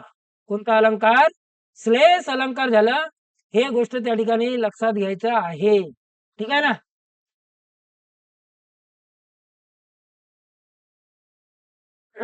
चला. हा, सर्च करा गुगल मॅपवर लोकेशन आहे. ओके. हा, ठीक आहे ना? गुगल मॅपला तुम्ही एमके स्टडी पॉइंट किंवा एमके लायब्ररी सर्च केलं तर तुम्हाला लोकेशन मिळून जाते. काही हरकत नाही. चला बेटा. तर या ठिकाणी या पद्धतीनं तू फार शहाणा आहेस. आता शहाणा आहेस हा तुम्ही दोन अर्थानं म्हणू शकता. शहाणा याचा अर्थ एक हुशार, आणि शहाणा कोणाला म्हणतो आपण? एखादा वर्गातला विद्यार्थी असेल, जास्त अभ्यास करणारा नसेल, नुसतं टवाळक्या करणारा असेल, तो वर्गामध्ये जास्त जर चकलस करत असेल किंवा करत असेल, तर त्यावेळेला मूर्ख या अर्थाने सुद्धा त्याला तू किती शहाणा आहेस असं आपण म्हणतो. याचा अर्थ शहाणा या शब्दाचा दोन अर्थ निघालेले आहेत. एक मूर्ख आणि दुसरा म्हणजे शहाणा. तर त्याला काय म्हटलं जाते? त्या वाक्यामध्ये कोणता अलंकार होईल? तर त्या वाक्यामध्ये होईल कोणता? तर तो होईल श्लेष अलंकार. ठीक ना? श्लेष अलंकार होईल. हे गोष्ट त्या ठिकाणी लक्षात ठेवायची आहे. चला मला एकदा सांगा बरं, श्रेष्ठ अलंकार आणि अनुप्रास हे दोन अलंकार कुणाला समजले नाही, किंवा मग ज्यांना समजले त्यांनी थंब द्या. सगळ्यांना मी पुढे चालतो. ठीक आहे ना? चला. श्रेष्ठ अलंकार आणि अनुप्रास अलंकार हे दोन अलंकार कोणाला समजले नाही. अनुप्रास अलंकारामध्ये एखाद्या अक्षराची किंवा शब्दाची पुनरावृत्ती होऊन वाक्यामध्ये सौंदर्य साधले जाते, आणि श्रेष्ठ अलंकारामध्ये एकच शब्द हा दोन अर्थाने वापरून त्या ठिकाणी काय केलं जातो? तर अलंकार वापरले जाते. हे गोष्ट त्या ठिकाणी लक्षात ठेवायची आहे. ठीक ना? चला, आवाज ओके आहे का रे? आवाज येत नसेल तर मला सांगून द्यायचं. हा, कधी कधी काय होतो, आपल्या माईकची बॅटरी लो होते. मग लो झाल्यावर आवाज लो येते. आवाज लो आल्यावर तुम्ही बहिरे झाल्यासारखे तुम्हाला वाटते. बरोबर आहे? तर ही गोष्ट त्या ठिकाणी लक्षात ठेवायची आहे. चला. ठीक. ओके. सगळ्यांना विचारणार बरं मी. तुम्हाला समजणं आवश्यक आहे. लक्षात घ्या. सगळ्यांना मी विचारणार आहे. हे गोष्ट त्या ठिकाणी लक्षात ठेवा. चला. ठीक. चला. आवाज न आल्यास मला एकदा कळवून द्यायचं. मी झपाट्याने समोर चालतो. ठीक आहे? आकाश भगत, तुला दोन अलंकार समजले का रे? सांग बरं. मला सांगितलं होतं आता तू अलंकार समजले नाही. ठीक आहे? चला. तिसऱ्या अलंकाराकडे मी जातो. यमक अलंकार. चल रे भाऊ. समजले का तिने? चला. यमक अलंकार. यमक अलंकारामध्ये काय होतो लक्षात घ्या. यमक अलंकार. चला. यमक अलंकार. चला रे भाऊ. बरोबर आहे? यमक अलंकार एकदम सोपा आहे. काय? यमक अलंकार. तुम्ही 10व्या वर्गामध्ये किंवा 8वी 9वी मध्ये एक इंग्रजीमध्ये शिकला असाल, रायमिंग स्कीम. काय शिकल्या? Rhyming scheme. बरोबर आहे ना? मग तो राईम म्हणजेच काय होतो? तर यमक अलंकार होते. हे गोष्ट तुम्हाला त्या ठिकाणी लक्षात ठेवायची आहे. ठीक आहे ना? मग आता यमक म्हणजेच काय होतो? राईम होतो. तर या ठिकाणी राईम. बरोबर आहे? तर या ठिकाणी राईम्सचा अर्थ लक्षात घ्या. वाक्यामध्ये असे काही शब्द येतात, त्या शब्दांचा जो शेवटचा उच्चारण असते, तो शेवटचा उच्चारण कसा असतो? सारखा असतो. कसा असतो? सारखा असतो. जसं आपण म्हटलं फॉर एक्झाम्पल, रामू आपल्या सासरवाडी गेला आणि 5 महिने थांबला. मग गेला आणि थांबला म्हटलं, तर या वाक्यामध्ये जर पाहिलं तुम्ही, तर गेला आणि थांबला या वाक्यामध्ये जर पाहिलं तुम्ही, तर शेवटचा जो उच्चारण आहे, हा कसा आहे रे भाऊ? हा सारखा आहे. कसा आहे? सारखा आहे. म्हणजे या ठिकाणी यमक साधला जाते. मग हा यमक वाक्याच्या मधामध्ये येऊ शकते, वाक्याच्या सुरुवातीला येऊ शकते, वाक्याच्या शेवटी येऊ शकते. ही गोष्ट त्या ठिकाणी तुम्हाला लक्षात ठेवायचं आहे. समानता असणार. कशामध्ये समानता असणार? उच्चारणामध्ये समानता असणार. त्याला म्हटले जाते यमक अलंकार. काय म्हटले जाते? यमक अलंकार म्हटले जाते. यमक अलंकाराचं जर उदाहरण घ्यायचं झालं, हा समजला का? शेवटचा उच्चारण कसा असते? सारखा असते. शेवटचं उच्चारण सारखं असते. कधी कधी वाक्याच्या मधामध्ये सुद्धा सारख्या उच्चाराचे त्या ठिकाणी वर्ण येऊ शकतात. वाक्याच्या सुरुवातीला सुद्धा येऊ शकतात. ही गोष्ट त्या ठिकाणी तुम्हाला लक्षात ठेवायची आहे. बरोबर आहे ना? मग या ठिकाणी एखादं उदाहरण द्यायचं झालं, तर एकदम सुसंगती सदा घडो, सृजन वाक्य कानी पडो, कलंक मतीचा झडो, विषय सर्वथा नावडो. वाक्य तुम्ही ऐकलेले असाल. बरोबर आहे ना? काय म्हटलेलं आहे? सुसंगती सदा घडो, सृजन वाक्य कानी पडो, कलंक मती घडो, विषय सर्वथा नावडो. या वाक्यामध्ये जर पाहिलं तुम्ही, तर घडो पडो शेवटचा उच्चारण कसा आहे? सारखा. झडो नावडो यांचं जर उच्चारण पाहिलं तुम्ही, तर तो कसा आहे? सारखा आहे. याला म्हटलं जाते यमक अलंकार. काय म्हटलं जाते? बरोबर आहे ना? हा.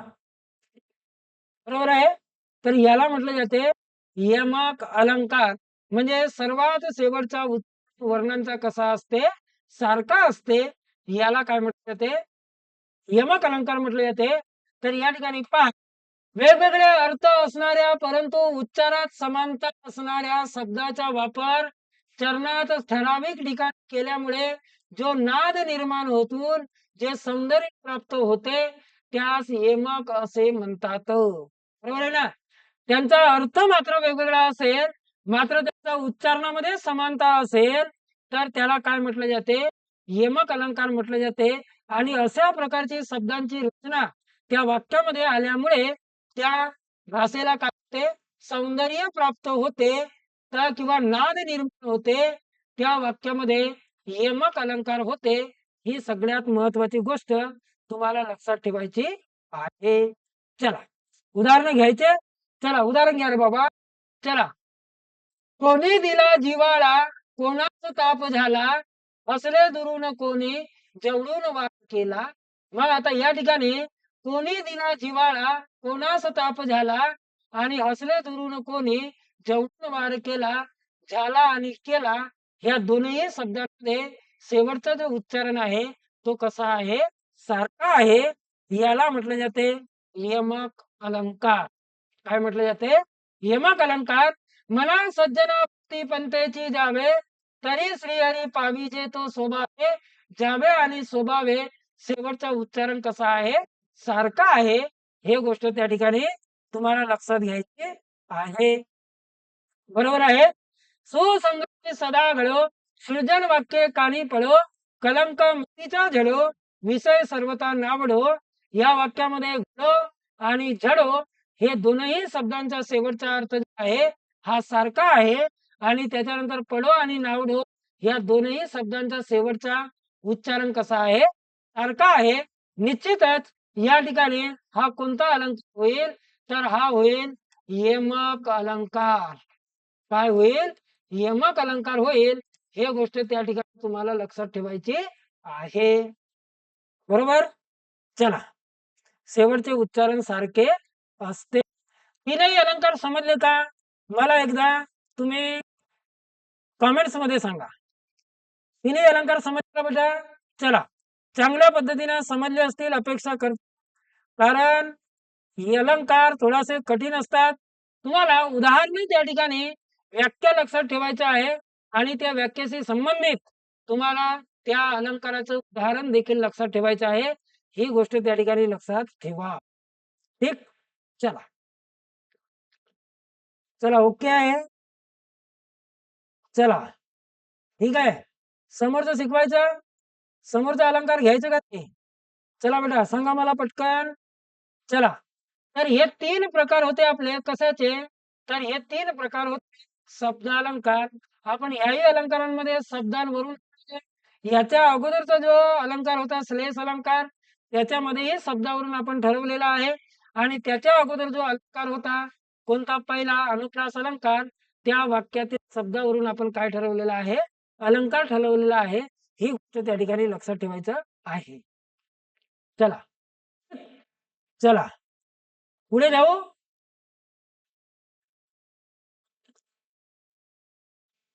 हं.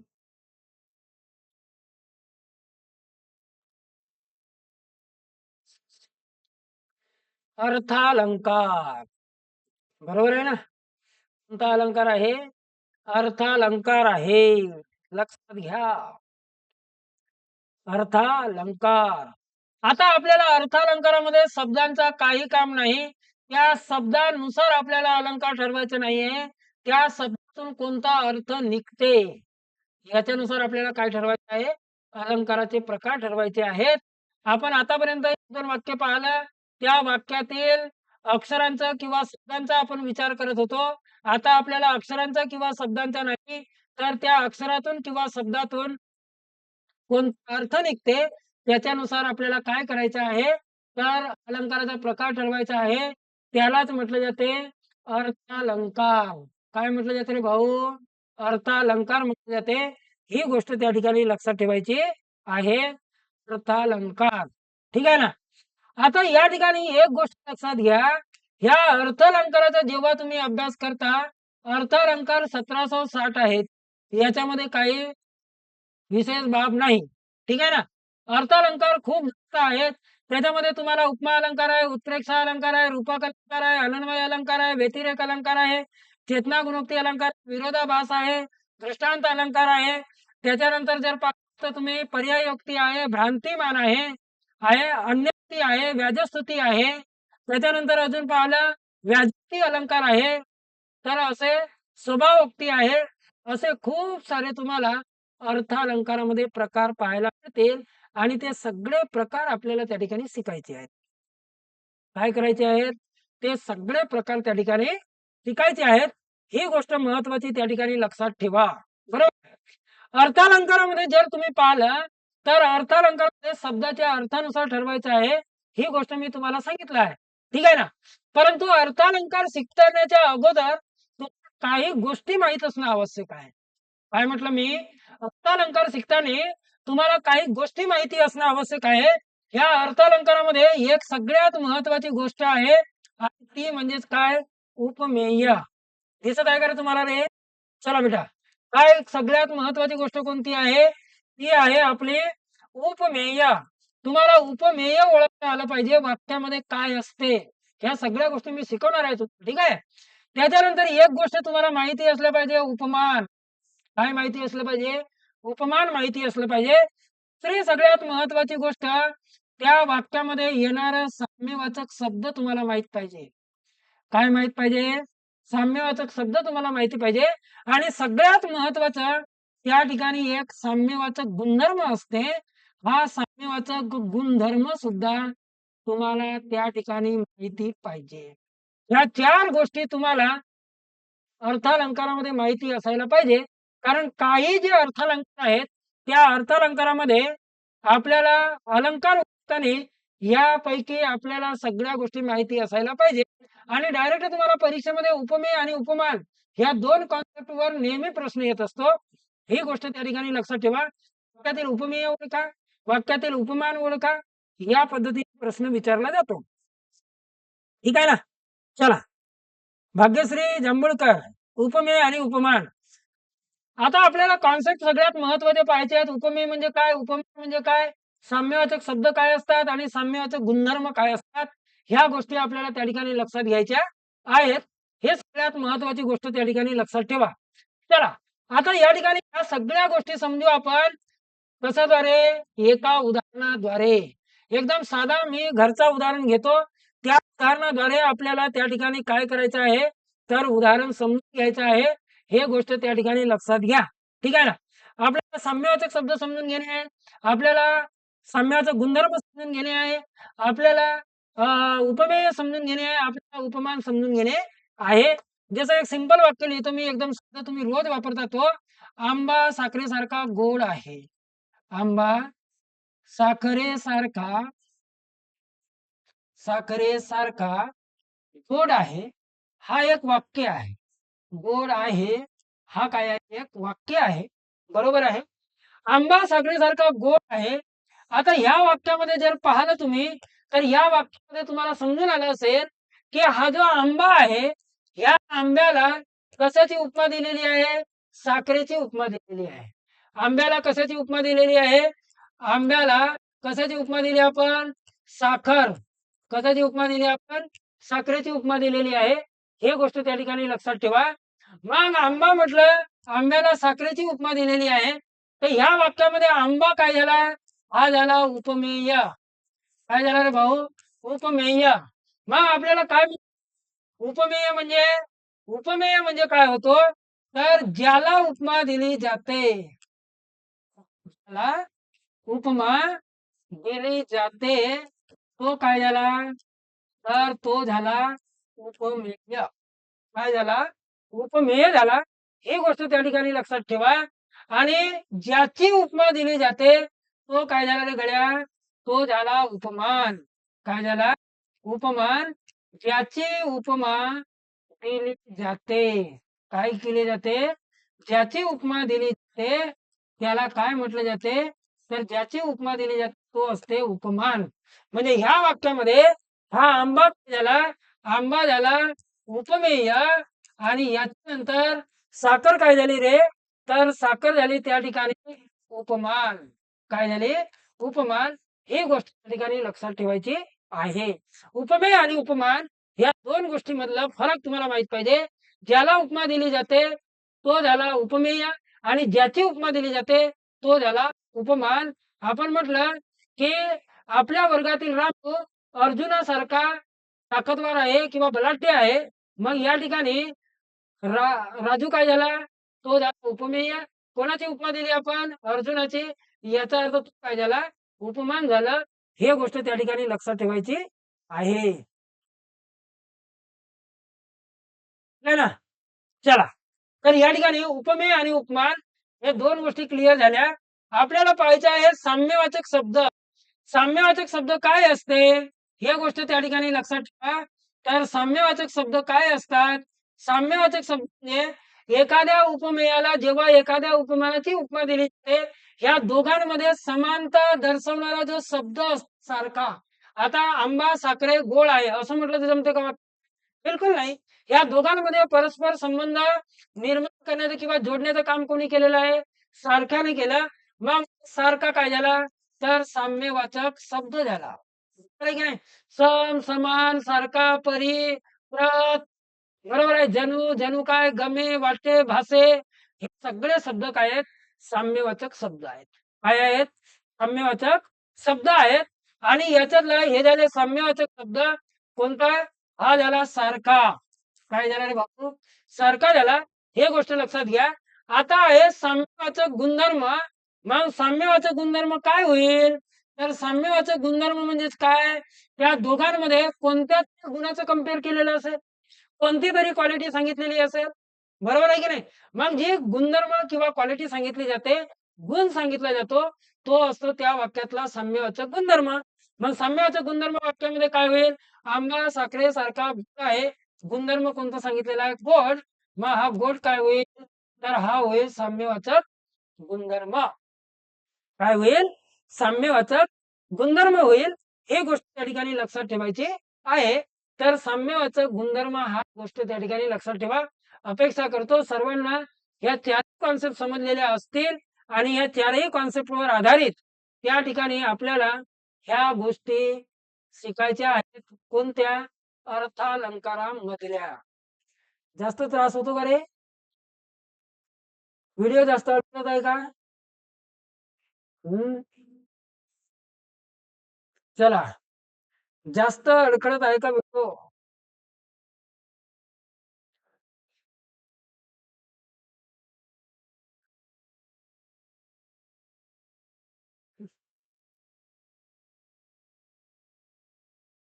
थांबून जाऊ का मी?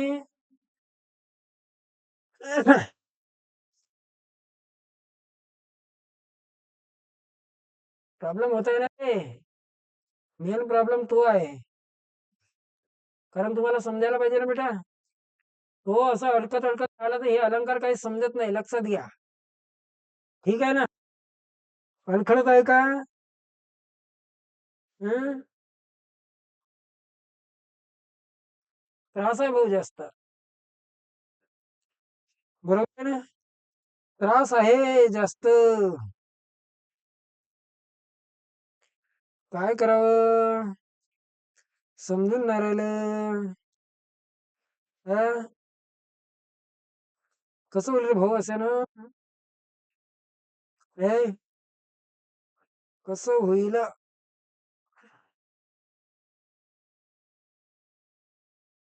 समजून राहिलं का? मी कंटिन्यू करतो, नाहीतर मग थोडासा थांबून जाऊ आपण. त्याच्यात काही विषय नाही. हा, चला रे. पोरं सांगा बरं मला. थांबून जायचं का रे?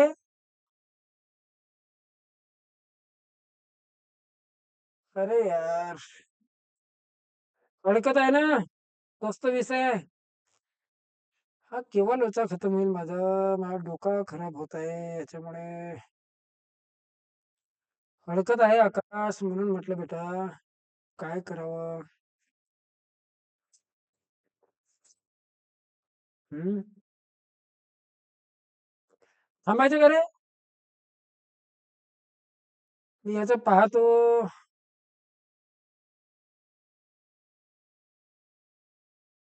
व्हिडिओ अडकत आहे. हो ना भगत. मस्त विचार करून राहिलो मी का करावं.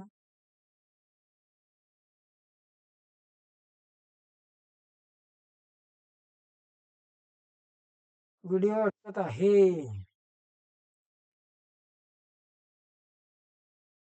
मी थांबून जातो ना, तुम्हाला उद्याला घेतो अर्थालंकार.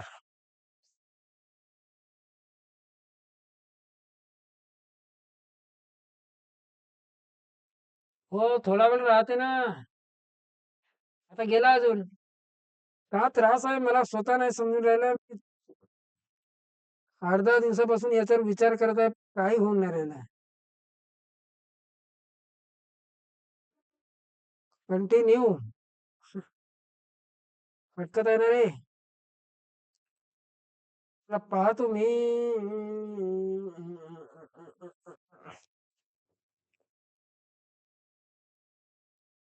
चांगला चालू आहे आता. नाही ना बेटा. चांगला चालू असतं तर का नाही तरी क्लिअर आहे आता. हम्म.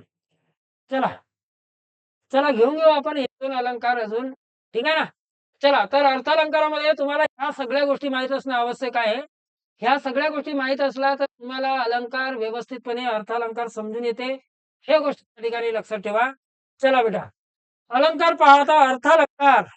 अर्थालंकारामध्ये तुम्हाला जे वेगवेगळे प्रकार मी तुम्हाला सांगितले होते, ते सगळे प्रकार तुमच्या डोळ्यासमोर आहेत. बरोबर आहे? तर त्या ठिकाणी सगळे प्रकार तुम्ही व्यवस्थितपणे पाहून घ्या. एवढे प्रकार आपल्याला त्या ठिकाणी शिकायचे आहेत. ठीक आहे? एवढे प्रकार. ठीक आहे ना? एवढे प्रकार आपल्याला त्या ठिकाणी शिकायचे आहेत. हे गोष्ट त्या ठिकाणी लक्षात ठेवा. चला रे भाऊ. ठीक आहे? चला गड्यांनो, चला. व्हिडिओ आवडत असेल नक्की लाईक करा. ठीक आहे ना? चला अतुल, हाय. ओके बेटा, हाय. ठीक आहे ना? चला. तर एवढे प्रकार आपल्याला या ठिकाणी क्लिअर घ्यायचे आहेत.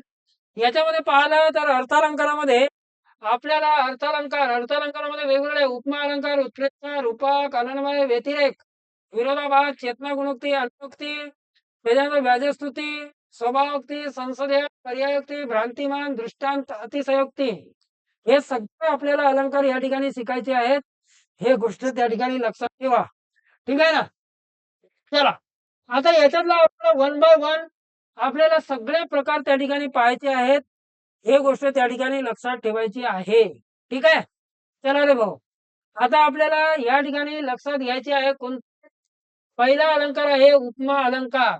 एक गोष्ट लक्षात घ्या, उपमा अलंकार, उत्प्रेक्षा अलंकार, रूपक अलंकार, अन्वय अलंकार आणि व्यतिरेक अलंकार, हे जे 5 अलंकार आहेत, हे बिलकुल तुम्हाला एकमेकावर डिपेंड आहेत. ही गोष्ट त्या ठिकाणी लक्षात ठेवा.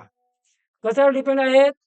तर एकमेक डिपेंड आहेत आणि याच्यामध्ये सगळ्यात महत्त्वाच्या गोष्टी जर तुम्हाला असतील, तर त्या आहेत मी आत्ताच सांगितलं उपमेय, त्याच्यानंतर सगळ्यात महत्त्वाचं उपमान, त्याच्यानंतर सगळ्यात महत्त्वाचं साम्यवाचक शब्द आणि त्याच्यानंतर सगळ्यात महत्त्वाचं आहे साम्यवाचक गुणधर्म. ह्या गोष्टी तुम्हाला त्या ठिकाणी लक्षात ठेवायच्या आहेत. ठीक आहे ना? ह्या सगळ्या गोष्टी लक्षात ठेवायच्या आहेत. चला रे भाऊ, पटापट व्हिडिओला लाईक करा. जे नवीन विद्यार्थी असतील त्यांनी नक्की चॅनलला सबस्क्राईब करून घ्या. ठीक आहे ना? ओके, ठीक. चला, क्लिअर आहे का आता? आता क्लिअर आहे वाटते. ठीक आहे ना? चला, मग याच्यातला पहिला घ्या तुम्ही अर्थालंकारामध्ये उपमा अलंकार. कोणता अलंकार? तर या ठिकाणी आहे उपमा अलंकार. ठीक आहे ना? चला, उपमा अलंकार. उपमा अलंकारामध्ये काय होतो लक्षात घ्या रे. चला, उपमा अलंकारामध्ये काय होतो, थोडं पाणी पिऊ द्या.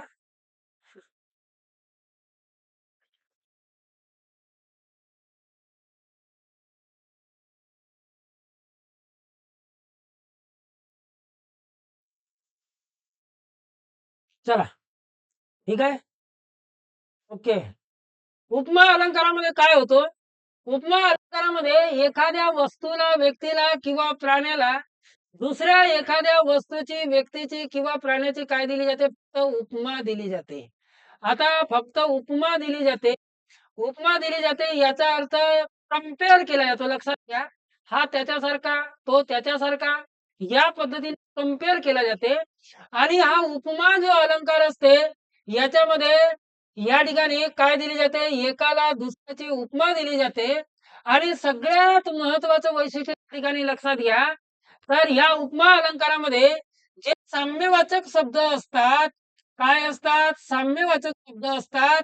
हे साम्यवाचक शब्द सम, समान, सारखा, परी यासारखे, प्रमाणे यासारखे काय येत असतात? साम्यवाचक शब्द येत असतात. तर या ठिकाणी सम, त्याच्यानंतर त्याच्यानंतर परी, त्याच्यानंतर प्रमाण, बरोबर आहे. यासारखे वेगवेगळ्या प्रकारचे साम्यवाचक शब्द येत असतात आणि फक्त एखाद्या वस्तूला, व्यक्तीला किंवा प्राण्याला दुसऱ्याची काय दिली जाते? उपमा दिली जाते. हे गोष्ट तुम्हाला त्या ठिकाणी लक्षात ठेवायचं आहे. बरोबर आहे. सम, समान, बरोबर आहे. हा, सम, समान, सारखा, प्रमाणे यासारखं त्या ठिकाणी परी आहे, जसा आहे, परीस आहे, यासारखे साम्यवाचक शब्द त्या ठिकाणी काय येत असतात? वाक्यामध्ये येत असतात. जसं मी आत्ताच तुम्हाला एक उदाहरण दिलेलं होतं, आंबा साखरेसारखा गोड आहे. याचा अर्थ त्या ठिकाणी आंब्याला कशाची उपमा दिलेली आहे? साखरेची उपमा दिलेली आहे. आंबा साखरेसारखा, साखरेसारखा आहे, गोड आहे. या ठिकाणी आपण काय केलेली आहे? आंब्याला साखरेची उपमा दिलेली आहे आणि ह्या वाक्यामध्ये साम्यवाचक शब्द आलेला आहे. कोणता? तर या ठिकाणी सारखा, सम, सम, सारखा, परी, प्रमाणे, बरोबर आहे की नाही? यासारखे साम्यवाचक शब्द त्या वाक्यामध्ये येत असतात. त्या वाक्यामध्ये कोणता अलंकार होते? उपमा अलंकार होते. एखाद्या व्यक्तीला, वस्तूला, प्राण्याला एखाद्या व्यक्तीची, वस्तूची किंवा प्राण्याची काय दिली जाते? उपमा दिली जाते. त्या वाक्यामध्ये कोणता अलंकार होते? तर उपमा अलंकार होते. अलंकारिक भाषेमध्ये जर याची व्याख्या करायची झाली तर व्याख्या तुम्ही अलंकारिक भाषेमध्ये सुद्धा करू शकता. जेव्हा एखाद्या उपमेयाला एखाद्या दुसऱ्या उपमानाची उपमा दिली जाते त्या वाक्यामध्ये उपमा अलंकार होतो. त्या वाक्यामध्ये कोणता अलंकार होते? उपमा अलंकार होतो. ही गोष्ट तुम्हाला त्या ठिकाणी लक्षात ठेवायची आहे. तर या पद्धतीने त्या ठिकाणी साम्यवाचक शब्द कोणते येत असतात? सम, समान, सारखा, परी, प्रमाणे, त्याच्यानंतर यासारखे शब्द त्या ठिकाणी येत असतात. ही गोष्ट त्या ठिकाणी लक्षात ठेवायची आहे. बरोबर आहे? चला. हॅलो. ठीक. चला. Voice problem? 1 मिनिट थांबा हां. Voice problem clear. ठीक आहे? होऊ शकते. 1 मिनिट थांबा.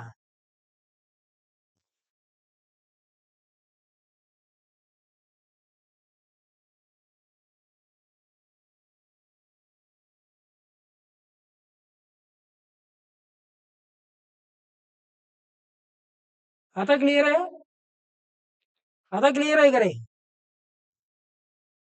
ठीक आहे ना? Hello, hello. चला. कोमल चंद्रासारखी सुंदर दिसते. बरोबर आहे. ठीक आहे ना? हां. आपल्याला दुनियाभराचे उदाहरणं घ्यायचे आहेत आता तुम्ही लक्षात घ्या. बरोबर आहे ना? हां. तर या पद्धतीनं या ठिकाणी आपल्याला आंब्याला काय दिले?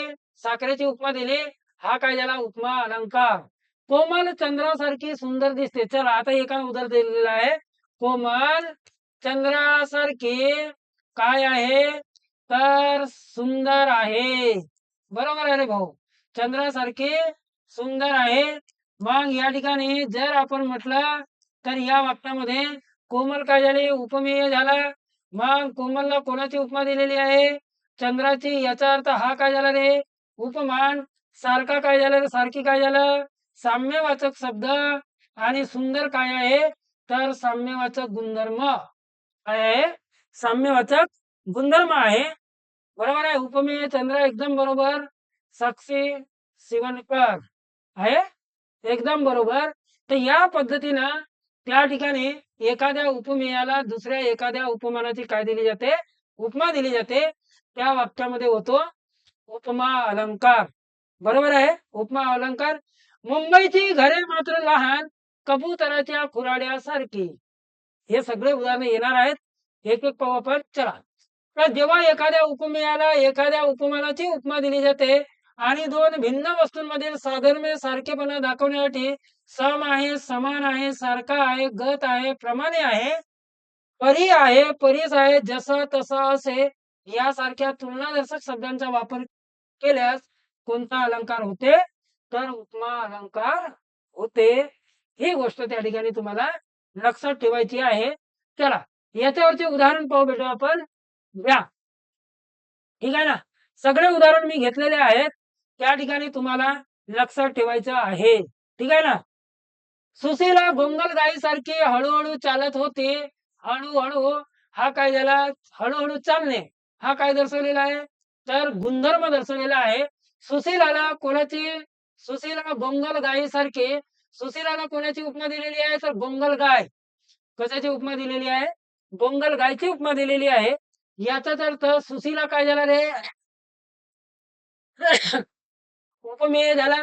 गोंगल काय झाला? उपमान झाला. सारखी काय आहे? साम्यवाचक शब्द आहे. हळूहळू चालते काय आहे? साम्यवाचक गुणधर्म आहे. काय आहे? साम्यवाचक गुणधर्म आहे. हा झाला उपमा अलंकार. काय झाला? उपमा अलंकार. सावळाचा रंग तुझ्या पावसाळी नभा परी. या ठिकाणी साम्यवाचक शब्द कोणता आहे? परी. मग परी आलं. या ठिकाणी सावळाचा रंग तुझ्या पावसाळी नभा परी. मग या ठिकाणी सावळ्या रंगाला कशाची उपमा दिलेली आहे? तर पावसाळी नभ. पावसाळी नभ. आता नभ म्हणजे आकाश. पावसाळी तुम्हाला माहित आहे पावसाळी नभाचा रंग कसा राहते? सावळ्या प्रकारचा राहते. याला याची उपमा दिलेली आहे. हा झाला उपमा अलंकार. कोणता होईल? उपमा अलंकार. मुंबईची घरे मात्र लहान, कबुतराच्या खुराड्यासारखी. या वाक्यामध्ये मुंबईच्या घरांना कशाची उपमा दिलेली आहे? तर कबुतराच्या खुराड्याची उपमा दिलेली आहे. मुंबईचे घर झालं उपमेय. कबुतराचे खुराडं काय झालं? उपमान झालं. या ठिकाणी सारखी काय आहे? साम्यवाचक शब्द आहे. लहान काय आहे? गुणधर्म आहे. काय आहे? लहान गुणधर्म आहे. ही गोष्ट त्या ठिकाणी तुम्हाला लक्षात ठेवायची आहे. चला, ओके. चला रे भाऊ, आहे. हा, असेल तेथे वाहत सुंदर दुधासारखी नदी सारखी, बरोबर आहे की नाही? असेल तेथे वाहत सुंदर दुधासारखी नदी, या ठिकाणी सारखी काय झालं तर साम्यवाचक शब्द आहे, हा सुद्धा उपमा अलंकार होईल. आबाळागत माया तुझी आम्हावरी राहू दे, आबाळागत माया तुझी आम्हावरी राहू दे, ह्या वाक्यामध्ये देखील कोणता अलंकार आहे? उपमा अलंकार आहे. गायीचे डोळे जसे लोण्याचे गोळे, या वाक्यामध्ये देखील तुम्हाला उपमा अलंकार आहे. तर हे सगळे उदाहरण तुम्हाला परीक्षेमध्ये विचारले जातात आहेत. चला, सगळे उदाहरण परीक्षेमध्ये विचारलं जातात, ही गोष्ट त्या ठिकाणी लक्षात ठेवा. आवाज क्लिअर आहे का रे भाऊ? आता सांगा बरं मला पटकन. चला, उपमा अलंकार समजलं का तुम्हाला? मला एकदा क्लिअर करा.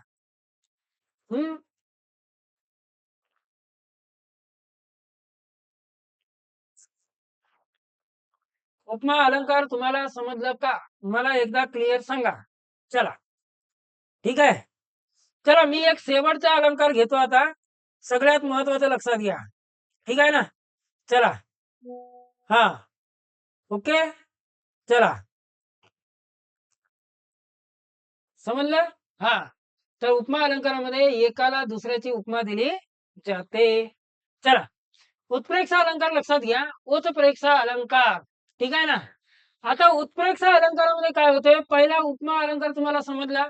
उपमा अलंकारामध्ये हा उपमेय आहे, ह्या उपमेयाला याची उपमा दिली जाते. याच्यामध्ये साम्यवाचक शब्द काही दर्शवलेले असतात. सम, सारखा, प्रमाणे, परी, परीस यासारखे साम्यवाचक शब्द वापरले जातात.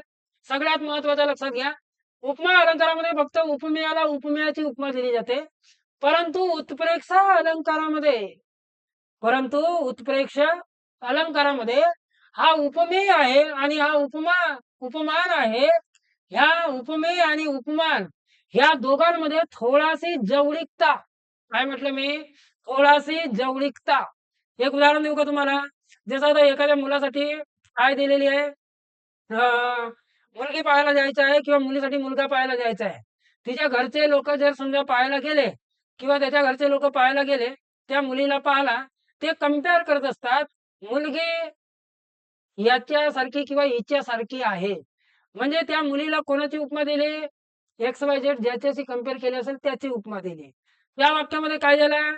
जसं आपण म्हटलं की ती मुलगी ऐश्वर्यासारखी आहे, सुंदर आहे, ऐश्वर्यासारखी आहे असं म्हटलं तर ते काय झाली? फक्त उपमा दिली. कोणाची? ऐश्वर्याची. बरोबर आहे. आता उपमेय आणि उपमान ह्या दोघांमध्ये जवळीकता, बरोबर आहे, जवळीकता दर्शवलेली आहे. जवळीकता काय दर्शवलेली आहे? जवळीकता. म्हणजे उपमेय आणि उपमान हे काय आले? जवळ आले. लक्षात घ्या, मी जे गोष्ट समजवण्याचा प्रयत्न करतो त्याच गोष्टीकडे लक्षात घ्या. उपमेय आणि उपमान ह्या दोघांमध्ये जवळीकता. मग जवळीकता दर्शवण्यासाठी तुम्ही काही साम्यवाचक शब्दांचा काय करता? प्रयोग करता.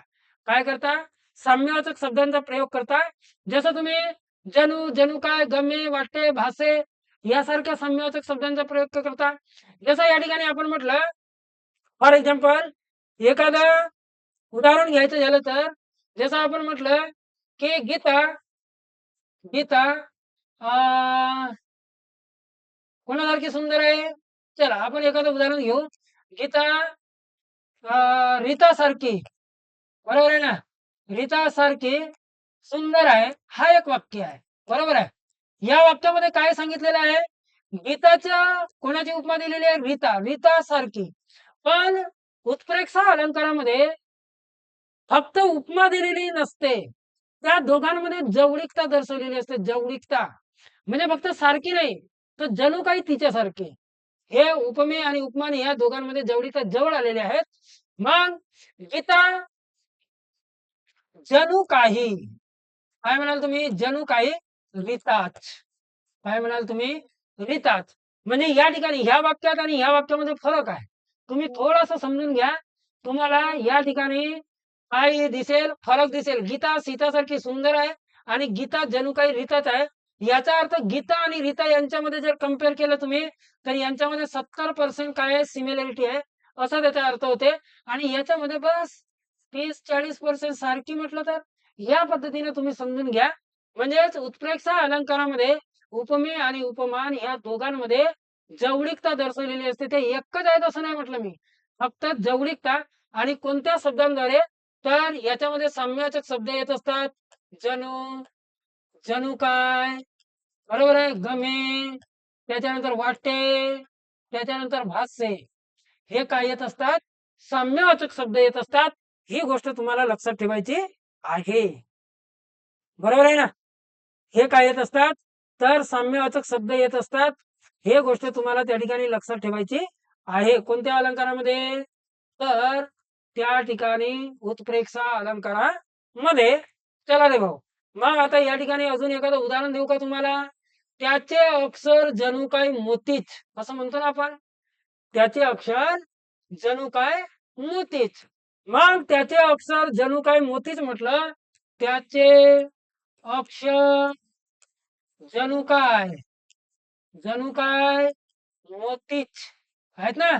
मग ह्या वाक्यामध्ये काय केलेलं आहे? अक्षरांचं उपमा कोणाची दिलेली आहे? मोत्याची. पण जणू काय शब्द आहे.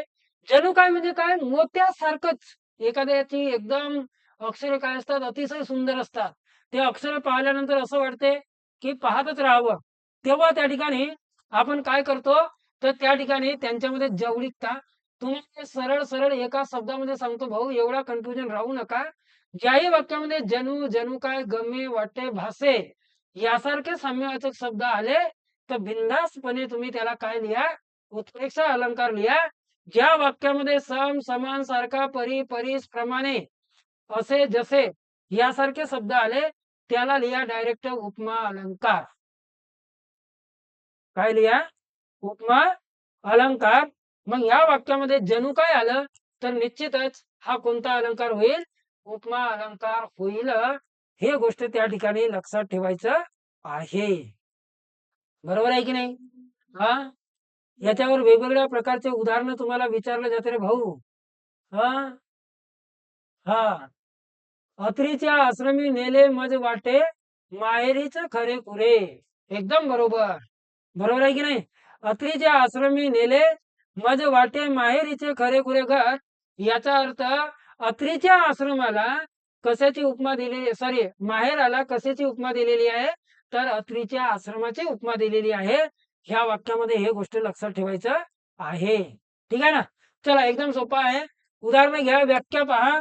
तर उपमेय आणि उपमान यांच्यात जवळीकता आहे दर्शवण्यासाठी. म्हणजेच उपमेय हे जणू उपमानच आहे असे दर्शवण्यासाठी जणू काय, जणू काय, गमे, वाटे, भासे की यासारखे शब्द वापरले जातात तेव्हा उत्प्रेक्षा अलंकार होतो. कोणता अलंकार? उत्प्रेक्षा अलंकार होतो. चला, या ठिकाणी तुम्हाला वाक्य दिलेले आहेत.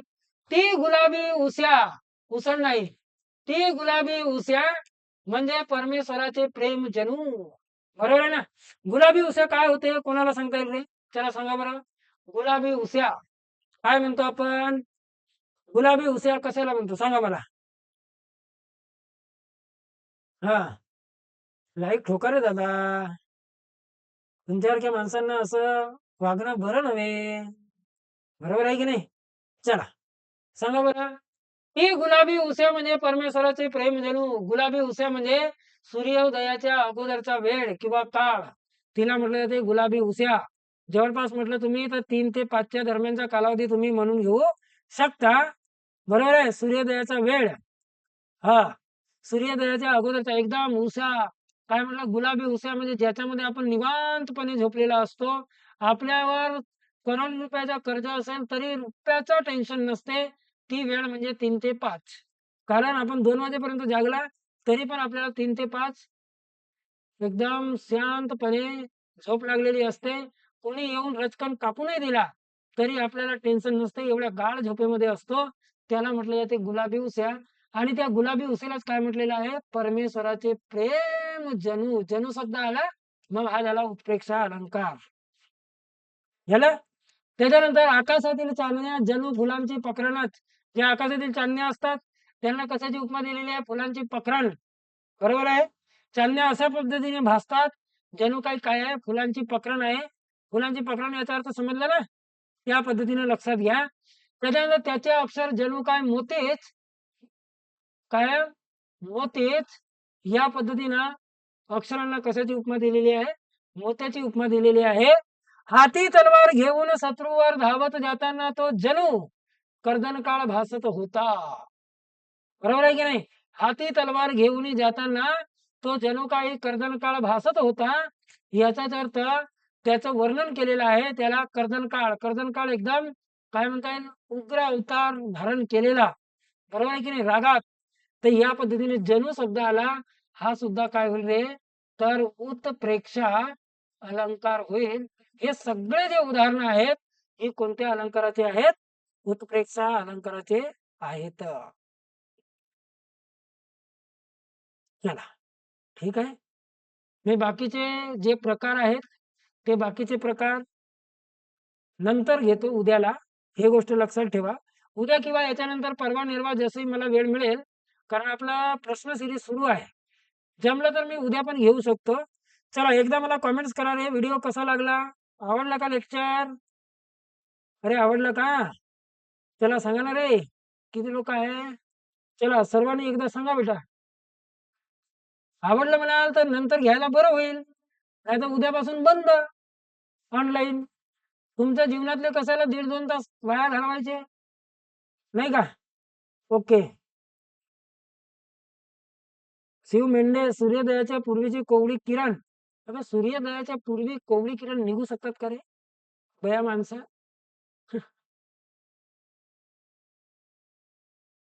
ठीक आहे ना? मिथुन चव्हाण हो. चला. बाकी विद्यार्थ्यांना नाही आवडलं वाटते हा. बाकी विद्यार्थी गेले तिकडे. कुठे गेले? देव जाणे. ठीक आहे ना? चला बेटा.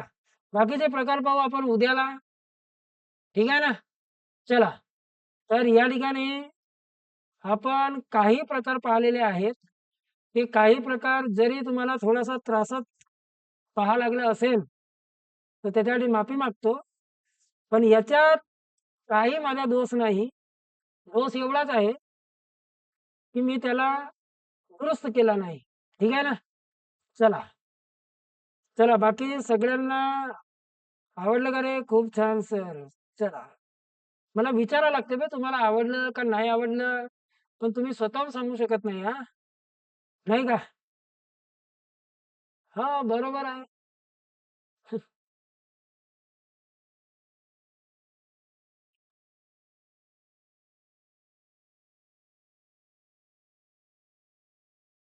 काय म्हणते अतुल? सर संभाजीनगरमध्ये कुठं असता? यावर्षी पोस्ट निघाली की येतो पेढो घेऊन.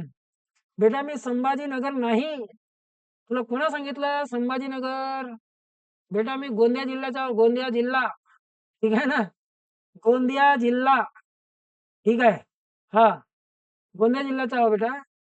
अतुल लक्षात घे. ठीक आहे ना? चला. तर या पद्धतीने आपण काही अलंकार पाहिलेले आहेत. उद्याला बाकीचे समोर अजून बाकीचे अलंकार पाहू आपण. ठीक आहे ना? चला. उद्याला भेटूयात पुन्हा एका नवीन व्हिडिओमध्ये. तोपर्यंत जय हिंद, जय महाराष्ट्र, जय शिवराय. ओके? चला बेटा. Okay, okay. चल. Good night.